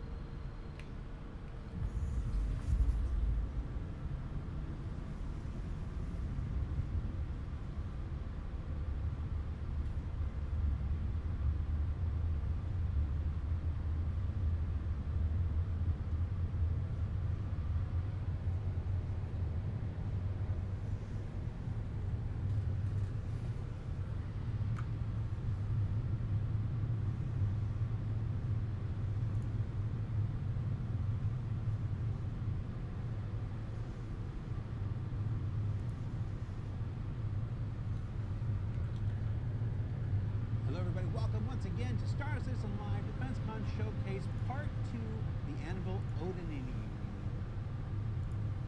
I'm your host, Jared Huckabee, and joining us on the show this week are members of our Steam vehicle teams that were all involved in some way, shape, or form in the creation of the new battlecruiser that we've revealed just today, the Anvil Odin. Starting to my left, you see John Crew. Oh, there we go. Nope, that way. John Crew. Yeah. All right, John Crew. That's Dan. That's Chris. I don't know why you guys don't get first and last name. In my head, he's always John Crew. We got Mattia. We got Mark. We got Ben. And now, finally, where he belongs, Alberto, tickling the ivories. All right. If you wanted the more involved intro of everybody, check out last week's show, Part 1, where we did it. It was okay. They can't. We're really sticking to that bit. There's not like Italian references or something. Oh, you can't. Well, we don't know where it cut off. Oh, well, there we go then. It's on Twitch. The whole thing's on Twitch, including 30 minutes where nobody could hear us and anything, because I thought it would be cool to look behind the scenes. We put a little note up there, and everybody was just like, "There's no audio." You try some. You did write on the screen. I know. You try. But it just. That's right. So today we are discussing the last great concept ship of Star Citizen, the Anvil Odin battlecruiser. John, introduce us. What the heck is a battlecruiser? So, if we're using naval parlance, a battlecruiser is a ship that has the weaponry of a battleship in a cruiser's frame, hence the name. So it has lots of punch. Oh, shit. Very close to doing glass cannon and punch above weight jokes, but I'm not going to do that. And the speed of a cruiser. So, sort of the best of both worlds in one big package. Okay. And is this is obviously a solo ship? Yep, completely solo run. I mean, you can fly any ship with one person. It's just. Yeah, but can you do anything? You can fly around. You have some weaponry with it, but really, this is you and a lot of other people to make use of it. Who wants to do the rundown of the weaponry? Mark. You got your cheat sheet? Hang on. No. We've got a cheat sheet because I think the only person who would be able to memorize it off the top of their head is Lee, and Lee's currently not in the country. Otherwise, he would be here and doing this. So, starting from the top, we have 2 size 12 triple ballistic cannons that are man turrets. And for reference, what's the biggest gun on the Javelin? It is 9s on the big remote turrets at the back. And the railgun on the Idris is a 10. Yeah, so these are triple size 12s here. Is there 2 of these? Yeah. One on the top and one on the bottom. Well, there's 2 triples. Oh, there's 2 triples. Right. So the Bengal. The Odin has 2 triple size 12 cannons. Videos. That's size 12. So that's got 4. Okay. We have 3 single size 10 man turrets. So that is, instead of having dual mounts, it's a single mount. We have 8, once again, size 10 single ballistic cannon remote turrets. We then have 8. I know it's still hard to get through. We have 8 size 8 double cannons that are manned, and then there is 2 quadruple laser cannons that are also piloted. And those are size 8. 2 quadruple size 8 cannons that are manned. So essentially, it's a size 32. No. It's just think of it more like the one on the bottom of the Bengal, where it's multiple barrels. It's worth noting that the weapons for this ship, just because of the sheer size and scale and complexity of just everything to do with it, all of the weapons are specific. They're not just using our generic PU weapons. All of them are built in and designed to specifically work with each of the turrets. Because, you can't just go down to your local shop and pick up a size 12. Yeah. You can't go down to the local shop and pick up an Odin. I mean, so every ship that we make available through Pledge will be attainable in the game. But there's this long-standing rule that Chris and Rich have had. It's like you can't just go down to a Hertz rent-a-car and rent a battleship. You're not going to get an Idris or a Javelin or whatever. Walking into Cousin Crows. It's like this. So when this does make it into the game and stuff like this, we imagine the amount of effort involved in getting this game will be quite fierce. Yeah. You missed one. Yep. What? Yeah, you missed the other one, didn't you? You missed next line. What's on the front of it? Oh yeah. Oh well, I mean, we did say it had some pilot weapons. Yeah. It has a beam weapon of size. It is the entire front of the ship. Indeterminable size. It's a beam weapon with 12 barrels. It's 6 on each side. Yeah, but it does combine to one giant beam, but it's a giant beam on a capital ship that's it's a beam on a capital ship of a scale. Well, the size of the ship as a random jump point is over 750 meters, and then we just have a giant beam that is the front of the ship. So, sick. Yes, I mean we can give it a size, but fine. I'll also cover it has a significant suite of PDTs, flak, and other automated defense systems. There is still hot debate about the specific number of this. It's either going to be 42 plus 1 or 43. We had an interesting problem when we were actually doing the PDT and flak distribution across the ship. Because they were so small, you couldn't actually see them. So what we ended up having to do was make clustered banks of them, just so that they were actually readable on the exterior. And there's just so many, it meant that we had nice little defensive clusters so they could cover each other as well quite nicely. And why do you need them to be readable on the exterior?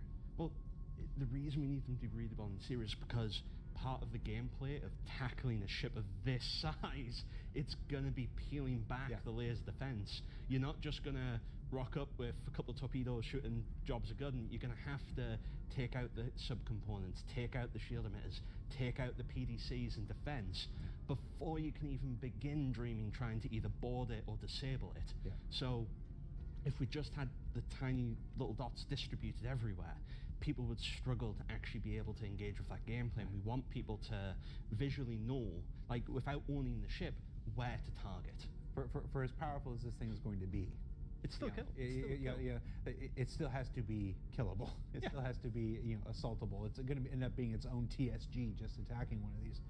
All right. So we're not done with the weapon. Yeah, there's one more here at the bottom. Which one did I miss?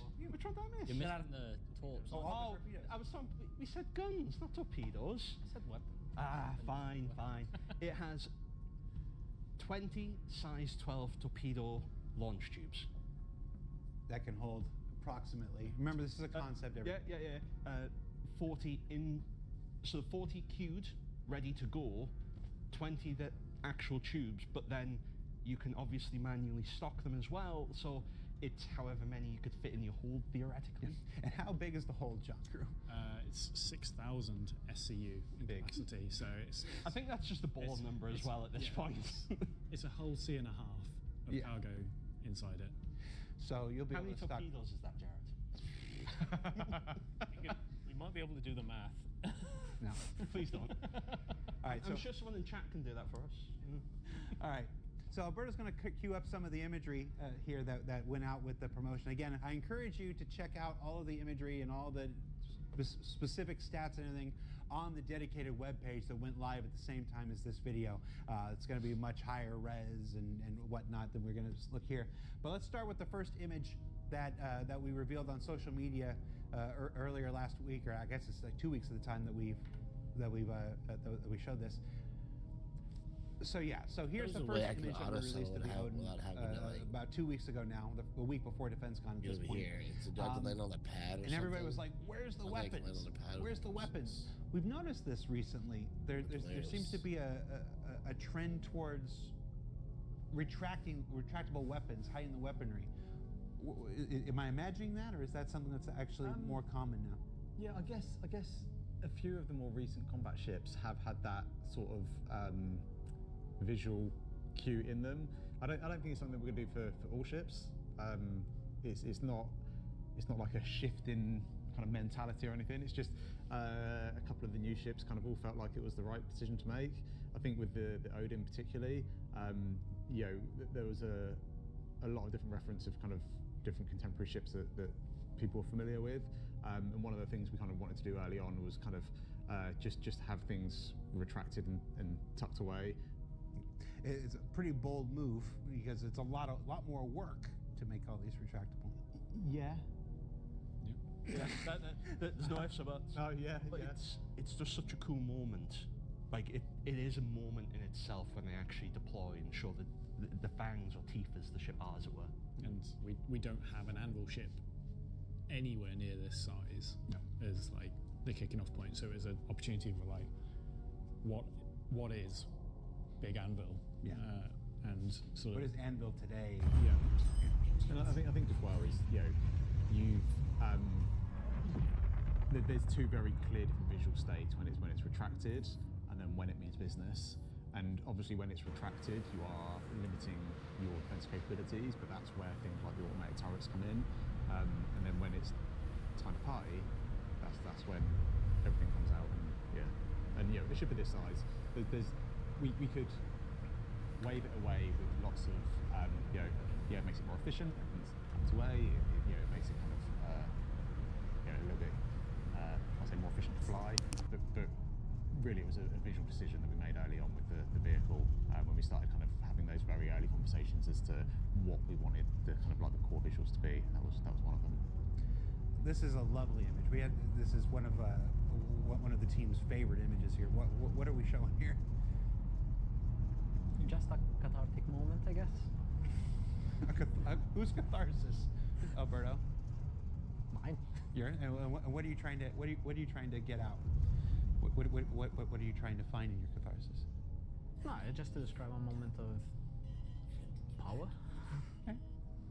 I remember when I first saw that picture, like in a meeting, I went straight to Alberto's desk and I was like, "Can I have that like right now?" And it's not my desktop background because I was like, "It's just so sick." I remember when you first showed it to me, I came over to your desk, and there was I think you talked about it from like how it was like kind of hiding in the asteroid belt, and then it would like pop out, and we talked a little bit about you know, in the Arctic, you see these really large ships that are like icebreaker ships, and it's just insane. That's a great picture for it. And I think that's one of the kind of core things with the concept art as a whole is there's obviously things that we want to show to kind of really show the details of the ship and you know, like what that ship's functionality and loadout and everything else is.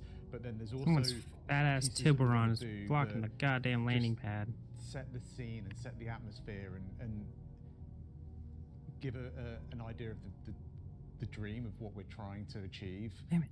So yeah, some of these pieces might be more art pieces than, you know, I remember me and you had a big conversation about this, and it was one of the, you know, it was, I'm not going to say it was an easy conversation because it wasn't, but it was a, you know, there's things that we wanted to show that really put this in our universe, and then there's things that we wanted to show that were kind of like a little love letter to concept vehicles as a whole, because you know, this being you know, almost the end of an era with you know, concept vehicles, a lot of work went into it, and from a kind of concept artist point of view, delivering those really cinematic shots at the end of a long period of time working on it is kind of part of the payoff. Yeah, there's a misconception, I think, that in these concept promotions that these images are actually created by the marketing department. They're actually not. They're created by Alberto and the team that's making the ship. It's like that. So that's what you're referring to. It's explorations by the artists who are designing the ship itself to evoke a feeling and evoke a sense and try to communicate what, you know, their feelings and sense of the ship. Yeah. And yes, it wasn't heat. It was a good, solid conversation. Yeah. And I was just like, if it hits that many rocks, it's going to explode. And I'm like, yeah, but it looks really cool. If it hits that many rocks, it's going to explode, Ben. Yeah. But you know, we let you do some cool stuff. This next image this is really cool, and this is Levski, right? Yeah, this is Levski. It was the best way to communicate the scale of the thing, as the diameter of the hull, I think, is 5 kilometers. The length of this ship is 750 meters, so gives a better idea of what you could see and where when these will come out. We thought that was such a big hole when we built it, and then we put an Odin in there. It's like, oh, no, yeah. it is still a big hole. Odin's just a very big ship. I think to build on what you said about like the key art being and like how it's like almost a love letter in some ways to all the insane work that we've seen. You know, from like an artist perspective, and you know, the team's grown so much over the last few years. It's these pieces of concept key art that appear on Google Images, on the YouTube videos where the backers are talking about how excited they are, and even when internally you're about to start the project and you get presented with this is the ship you're going to be making, and you know that's going to be your world for 5 months. That's what they're for, right? No, not that, but like, you know, yeah, I was thinking about like specific ships in the past, like the Meteor, for example, in front of you. But the, you know, for whatever, it could be months, and in the large ships cases, like even longer. Those moments are what like motivates you as a game developer, and it's what like, you know, when you go into that first call with Ben and John, and they're like, okay, here's the kickoff for this. This is what it's all about, and you see the pictures, and you're like, yo, we're gonna make that. Yeah. And it's like it's so exciting. Second vision. So like obviously the concept doesn't cover every single area, but it gives everyone an idea of what the vision is for this vehicle. So when you're making that decision about what do we do with this space, what do we do with this bulkhead, we know what the intention was.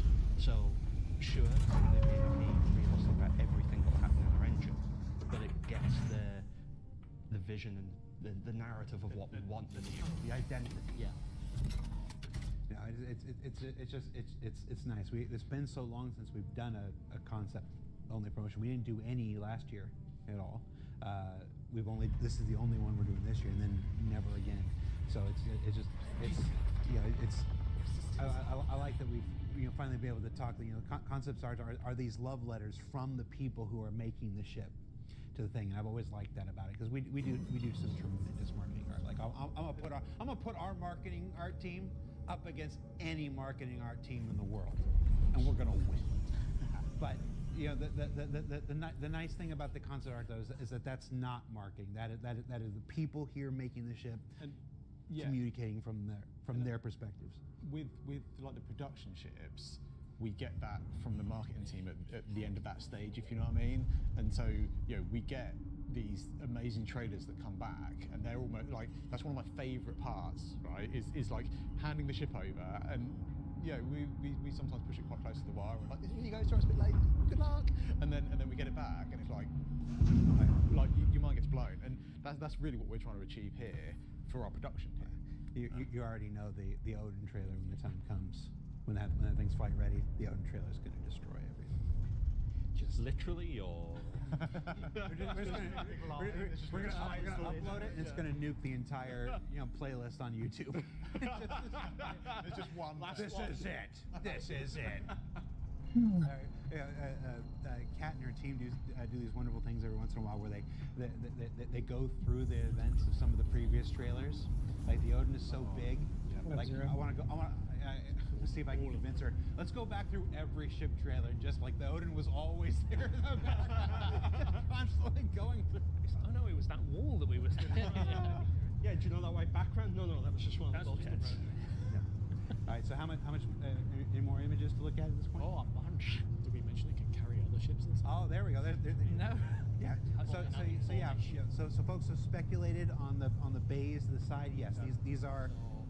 Bay-wise, it is 6 small, 2 metric small hangars, and 1 medium hangar, and that's to the actual metric ones as well. So it's not like the pads are designed for specific vehicles. It's anything that's designated for that metric they can fit on. Because people had seen the 3 side doors, right? So like, oh, that's gonna have some hangars, but what they won't have seen is the larger. We'll have seen that hangar. We'll get to the larger hangar, inside, but yes, 6 side hangars, 3 on each side. Yep. Big enough to Hornets and stuff. Oh, easily. Cutlasses. I think cutlasses count as small. You'll be able to fit cutlasses in. I'm not going to get my help. And of course, that's a concept size, and we all know what happens when a concept goes to final art. especially in the UK. I don't know if this gets any bigger, we're going to have trouble. This gets any bigger. And I think it has been like quite interesting to see because that early image and the hologram that's been Bavaria 18, you know, people have been able to kind of make assumptions from that. But I've seen so many questions about how do the hangars work, what they're going to do, and someone's like, "Has it got fly-through hangars?" And I'm sat there like, can't say anything, but this is getting me hyped. So 6 ship hangars, 2 on each side, clearly with the ship repair, refuel, rearming, so like that. What else we got looking at here? Capabilities of the vertical launch torpedoes. Okay, so yeah, these are the 20 tubes that you mentioned here. These are the 20 tubes just in front of the conning tower. Okay. While you can have a better illustration and understanding of the front laser. It's a front laser, and that's what we're talking about. The 12 emitters on the front. Yep. You know, 6 on each side. You just, you know, Very space battle. Have you shown this to Mike Snowden yet? Yeah. Have we? I don't know. So this may be the first time Mike Snowden's seeing such a thing. We're gonna blow every budget. No, we would have done it in the reviews. It's fine. Okay. What else we got? Just an explanation of the position and capabilities of the lower hangar. Of the medium hangar is quite big. We're talking about 68 meters for 100 for 44. Relatively in X, Y, and Z, so quite massive. The really cool thing about the hangar arrangement on this is they're sort of interconnected, so you can fly in the rear as that ship is flying out. Yeah, they're all part of the same environment. Are the hangars fly through like that? The smaller ones, yeah. Well, the whole thing is. But the medium the medium's in the middle, and then the the medium's in the middle, and then the 6 small hangars are arranged 3 per side. But the whole thing is just open, and then at the back of that, there's then all the cargo, as well as then the conveyor belt up for the torpedoes to get them into the actual torpedo control room. Yeah, so we kind of, you know, we spent quite a lot of time playing with ideas Okay, about how the hangar could look. All right, bro. And one of the things that we kind of settled on and were really excited about was having, you know, this big kind of open expanse where you could have your kind of ships primed, ready to launch in all the hangars, but then you had enough space around them to kind of do all the operations you needed. So if you had other ships in there that were landed that were getting repaired, or you had other ships in there that were getting kind of guns or loadouts changed, or your pilots ready, you had space to do all that, and we really wanted the idea to be that you could fly in through the rear of the ship, and if you're in a big combat situation and you're like, right, recall the fighters, they weren't all scrambling to get in these tiny little hangar doors. You could load them up in through the rear of the ship, kind of get back into their ready positions and get out of there kind of quite quickly. So what is this? What is this room here? So that, I know, although it looks like it's an entire room, what you're actually seeing there is the walkway that you saw at the top of the hangar. That's the sort of scale we're talking. And like I mentioned, at the bottom of the hangar, there's basically a conveyor belt that connects to the torpedo control at the top. So behind what you see in that image there is the cargo grid. And what you see to the left there, closest to us, is an actual constantly rotating conveyor belt. So if you want to load torpedoes, you take them from the cargo grid, put them on there. They'll then make their way to the actual torpedo control room, where the tube bays actually are, for them to be taken off the bay, and then loaded into the tubes to be fired. So on either side, there's a constant rotating thing. So if you need more torpedoes, you can just take them straight off the grid, straight onto there, and it goes up to then be manually loaded. And we've mentioned this as a multi-crew ship. It's definitely a multi-crew ship. Like, if you want this thing to be efficient, then you will need. Can you do this by yourself? Yes, you'll get a good workout running around the ship. Well, you'll get 20 shots out of the torpedo tubes, and that's it, instead of as soon as it's ready to go again. Because at the end of the day, as long as there's someone there feeding it, it can just keep going. So more multi-crew roles than just sitting in a turret. Although we do have a lot of turrets. We have a lot of people just sitting in turrets. But I remember 23. Well, me and Alberto were counting them before. We had to keep recounting to make sure we're getting which ones were right. So turned out we're not good at math. No, we're terrible at it. We're absolutely atrocious when we made the damn thing. It was 15 manned, 8 remote, and that's just turrets. not to mention all the other things people can do across the ship. But those remote turrets still have to be operated. Yeah, they are remote turrets. There's an entire room dedicated to that. Yeah. So what else we got to look at here? So what you can see here as well is in the kind of like the roof of the hangars. Yeah, you've got basically your what we see is like the ATC effectively. You know, you've got your control room for the hangars, and you know, just a great overview of like not the battle stations, but everything else. It's managing the cargo, it's managing the hangars, it's managing the doors, it's making sure that, oh, you can go into Bay 3, you can go into Bay 7 because there's no one in it. It's away from the battle of the main ship, because their war isn't what's going on outside, it's making sure what's going on inside the ship is working correctly. Let's go ahead and keep the images going. What else we got? You made a lot of images for this, Alberto. So this is the cargo area. This is the cargo area that we learned was held 6,000. 6,000? Plus 2,000 just for the elevator. Yeah. All right, so there's 6,000 on the hold, and then the elevator. You know, if you want to leave cargo on the elevator, that's another 2,000. Yeah, and that's a elevator that goes down and up between the medium hangar, which is at the back of the medium hangar. We have an image of that, because right now you're telling me there's an elevator that holds as much cargo as the Ironclad. The elevator is this part with the stripes. So see the chevrons at the back? That's the elevator that goes up and down at the very back of the hangar. Is that like red light at the top? Is that the ATC thing you were talking Yes. Yeah. See, that's the scale, right? We showed that side shot and it looked like it was an entire room. It's not an entire room. It's literally the catwalk that you're seeing on the left and right. And you know, when we went into this and when we got the initial brief, we were, you know, it came out as we were doing an ambush ship, and it's like, yeah, cool. And then we got the brief, and it's like, okay, this we can work with. And then, you know, through each kind of point of decision we made, we were always looking at it like, this is our kind of like ultimate ship for this purpose. This is the from what I would class our kind of like end game. Yeah. And so we kind of, obviously we need to make it, obviously we need to deliver it, so you know, there's got to be compromises somewhere, but we did our best to kind of always kind of look at it and think, right, how do we make it the best we can? And this is what we tried to do. And you know, when we get into production, we get to see whether or not we can achieve it.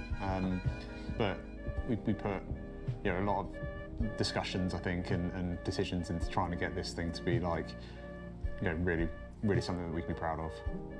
And what else do we have to look at, Alberto? Oh, there's plenty. We have all the interiors. We haven't even got into the comments. We have this is just a hangar. Sorry. The first room still, essentially. You want to see the general layout of the interiors? Yeah, I want to see everything here.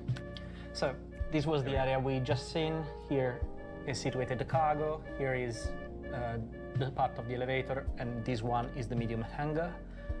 This is the setup for the side The small hangars. Here there is the conveyor belt you have seen earlier, and just above there is the loading room for the launching tubes. From here is where you will take the conveyor belt missiles and load them into the pipes. Here is your favorite room. Remember that one? It's the one we showed in... This was on the weekly newsletter a couple weeks ago. Yeah. This one is the actual size of the turret when it's collapsed in itself. And we have enough space that we could put a gantry passing on the outside of the ship, but on the inside of the turret that effectively looked like this. And you know, just to try and communicate the sense of scale with this thing, you know, we do expect areas like this to exist where, you know, when you look at the ship full screen and it's just that kind of silhouette, yeah, you don't see it. But yeah, this is. Well, the hangar catwalk was the prime example there, right? We looked at an image, we thought it was an entire room, it was just the catwalk. Yeah, my favourite scale bit on the ship is the little zigzag ladder on the side of the staircase. Yeah, side of the conning tower. All right, let's talk about the conning tower. I mean, we'll get to the base. All right, let's be disciplined here. Let's continue into the main hall before we go to the conning tower. What else are we looking at? We got my train, my lovely train. Your train? We have a train system that connects the most important parts of the ship to the most remote manned turrets. So similar to the the Bengal, realistically, getting around the ship is going to be a huge task. It is an absolutely massive ship. So it has its own train tram system, whatever you want to use the specific word for, that runs constantly throughout. It's not like the lifts where you press a button, because that's its own thing. Somewhere else where there's the lifts to get up and down, there's multiple of them. But just because of the sheer size, we had to set up something to get you around. So there is multiple trains running in a constant loop so that people can navigate the ship. Will it be like how on Microtech you have like the trains? Exactly like that. We needed something of that scale because the ship is colossal. And when the train and when the tram leaves its path and takes you up out in the thing, it's a escape pod function. We'll get to the escape pods. Don't worry. Let's hope they work. But by the time this comes out, transit will be should be much better. So. No, there's already tremendous improvements that are in now. All right, let's go back. Oh no, we still got more in the hull here. We still got more in the main hull. No, in the main hull, I think we're done. There is another room for the other size 12 that is on the bottom. There's areas of the ship as well that we're not quite ready to show yet. Fair. So there's the front area that's One would assume in engineering. Yeah. Engineering, habitations, the mess area, because obviously it is designed to be a multi-crew ship, so there is substantial crew quarters and stuff, but obviously the amount of time it took to even assemble what we have so far was substantial. I think folks who have followed the project this long know we don't concept out every single nook and cranny, every inch of the ship. You know, it's enough to get the idea across. It's enough to put the work in motion, because then when it comes time to build it, there's going to be other people who have ideas and inputs and stuff, and new thoughts, new technologies come online and stuff. So the less there's a benefit to not being super prescriptive in every single aspect of this, because it leaves us the freedom later to have better ideas. So now let's go ahead and look into the conning tower here. The kind of a signature element here. I know folks online are like, why would you create such a? Everybody knows where to attack now. Obviously, you attack at the conning tower, right? Because, well, it looks cool. So that's what armor and shields are for. It's well protected. Components are elsewhere across the ship as well. So what is this? This is the tactical room to study your map, to study your fleet, to collect data. And above is a quiet room. Yeah, it's one of the things that we tried to kind of like think about when we were making this is we wanted to try and include some areas of the ship that weren't just combat and functionality. We wanted to have some areas that gave the crew some freedom to relax. So here's our next image. What are we looking at? This is the room where the captain and the higher ups will manage the fleet. Welcome. So also thinking about so a lot of ships have hollow globes in a room, and this sort of has many rooms that are for the hollow globe just because of the size of it. Very tall. Very tall. Okay. And don't want to focus on it too much, but we wanted to have little kind of areas of the ship where you needed to have more private conversations. You needed to, there was areas that were away from like the main thoroughfare that would allow for kind of planning and discussions and like mutinies and stuff like that. I'm not saying planning. Not. Yeah, what are you trying to say, Dan? It's not Drake. And then inside the big turret. So is this actually the seat that controls the turret? Yeah, that goes up into the turret. So you enter this room full of death, and then you get in and then you get pulled up to dispense such death. Correct. Okay. To let you understand what you're about to have at your disposal. This is okay. So the scale of this turret alone. This is the. All right. Welcome to the ASOP. I ran out of words. All right. What else? What else we got? We have a parliament. You can Of course, we have a parliament. And what's a parliament? So I thought that since you're driving destroyers of wars, you should be able to dispense it democratically or not. But in some ways, you should be able to communicate your crew what the plan is. This is the equivalent of our briefing room, but taken to the next level. Okay. It's a bit more lyrical, I guess. With a ship of this size, it's going to be crewed by a huge group of people, and obviously people aren't required to be there because at the end of the day it's a game, people having fun. But it gives orgs and groups a location to meet and gather and discuss what they plan. I think it's safe to say this is an org ship. This is a ship you leave and you don't come back for a while. Well, you take your ships to this ship to then go off and play the game. Okay, and the bridge here. So we got a couple images of the bridge. Yes. So front and center, obviously commanding officer, captain, owner, it's the person in charge. Off to one side, they have their head of security. So they'll obviously a ship of this size, someone needs to be in charge of just making sure the inside of the ship is running the way it's meant to be. And to the left side, obviously, it's an XO takeover when the person who owns the ship or commands the ship needs to go off and do something else.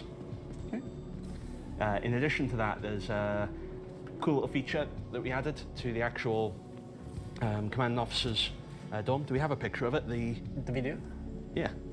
Yeah. You want to go to video? Let's go to video. Yeah, let's go to video.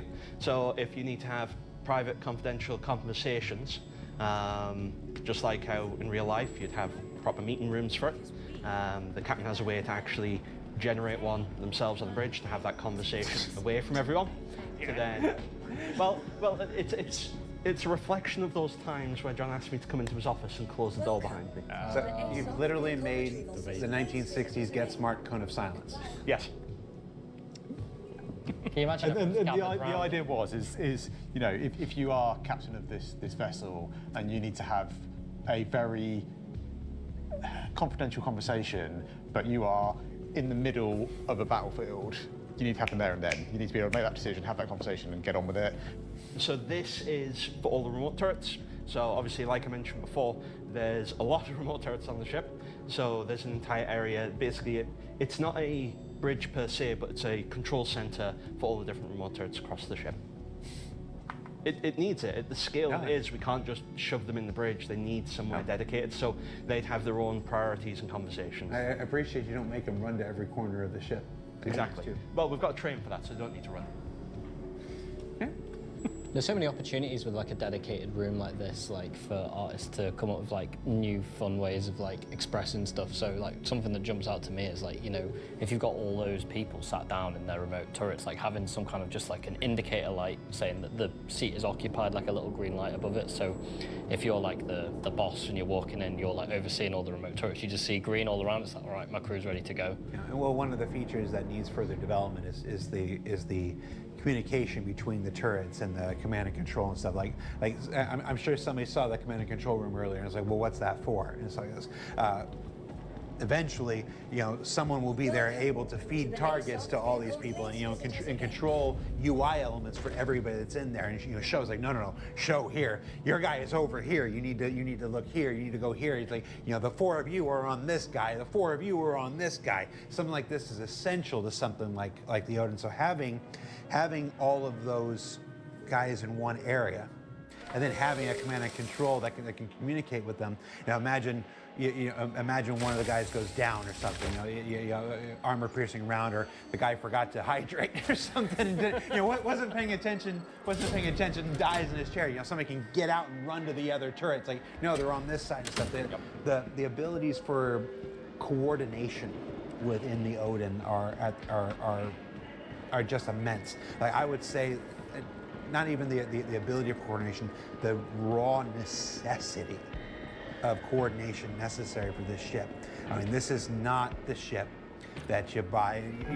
Yes, technically, you get in the pilot seat, you can fly this giant spear around the universe, but the full potential of this thing requires just a massive amount of coordination. Yeah, this is also how we're gonna deal with the gameplay in general with the ship, right? So we want to let you achieve the full power and let you, undergo all your combat operations, and potentially doing so, but just, with the crew, because otherwise, yes, you have a pilot-controlled weapon, but what are you gonna do if, most of your armament is not gonna be coming into play into a battle, right? So. And what is the crew of this thing? The expected crew? The cheat sheet here.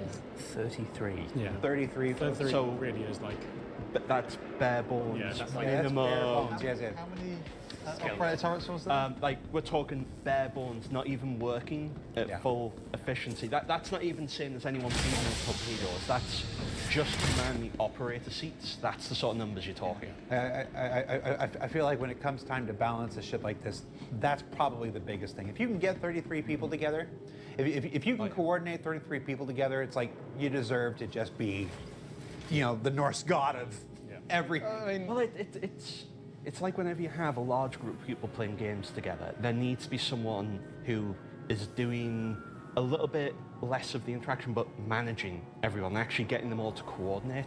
It's like anyone that's ever done raid leading in any sort of MMO. Like, that person absolutely isn't outputting the highest DPS in the group, but they're taking a step back and watching everyone while doing the 40-man raid. Spaceship. Well, pretty much, yeah. Yeah, and that's exactly what I was about to reference, was it's the 40-man raid experience, but it's you with your org, your friends, going out and having that gameplay for an evening and having your cap ships run. Yeah, and the best part is also, it's like you have different specialities, right? Because you need fighter pilots, then you need turret gunners, then you need engineering, then you need the guys that actually coordinate the entire crew, and probably more than one guy at that point, because it's going to be very difficult. So like, raid leading is a really unique skill. Like whenever you play MMOs, there's only ever a handful of people that are even willing to do it. Yeah. And they choose to do it because they enjoy doing it. But it's a very unique set of sub-skills. If anyone who is a raid leader or has ever been in a raid will understand just how different it is as a way to play the game. It's like an epitome of sandbox kind of emergent gameplay, really. It's like a role that doesn't necessarily get put in by the game design teams, but it has to exist. Yeah, like, you don't create your character. Yeah, you it's don't. like raid leader is your class.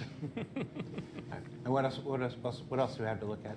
We close with a further shot of everything opening up.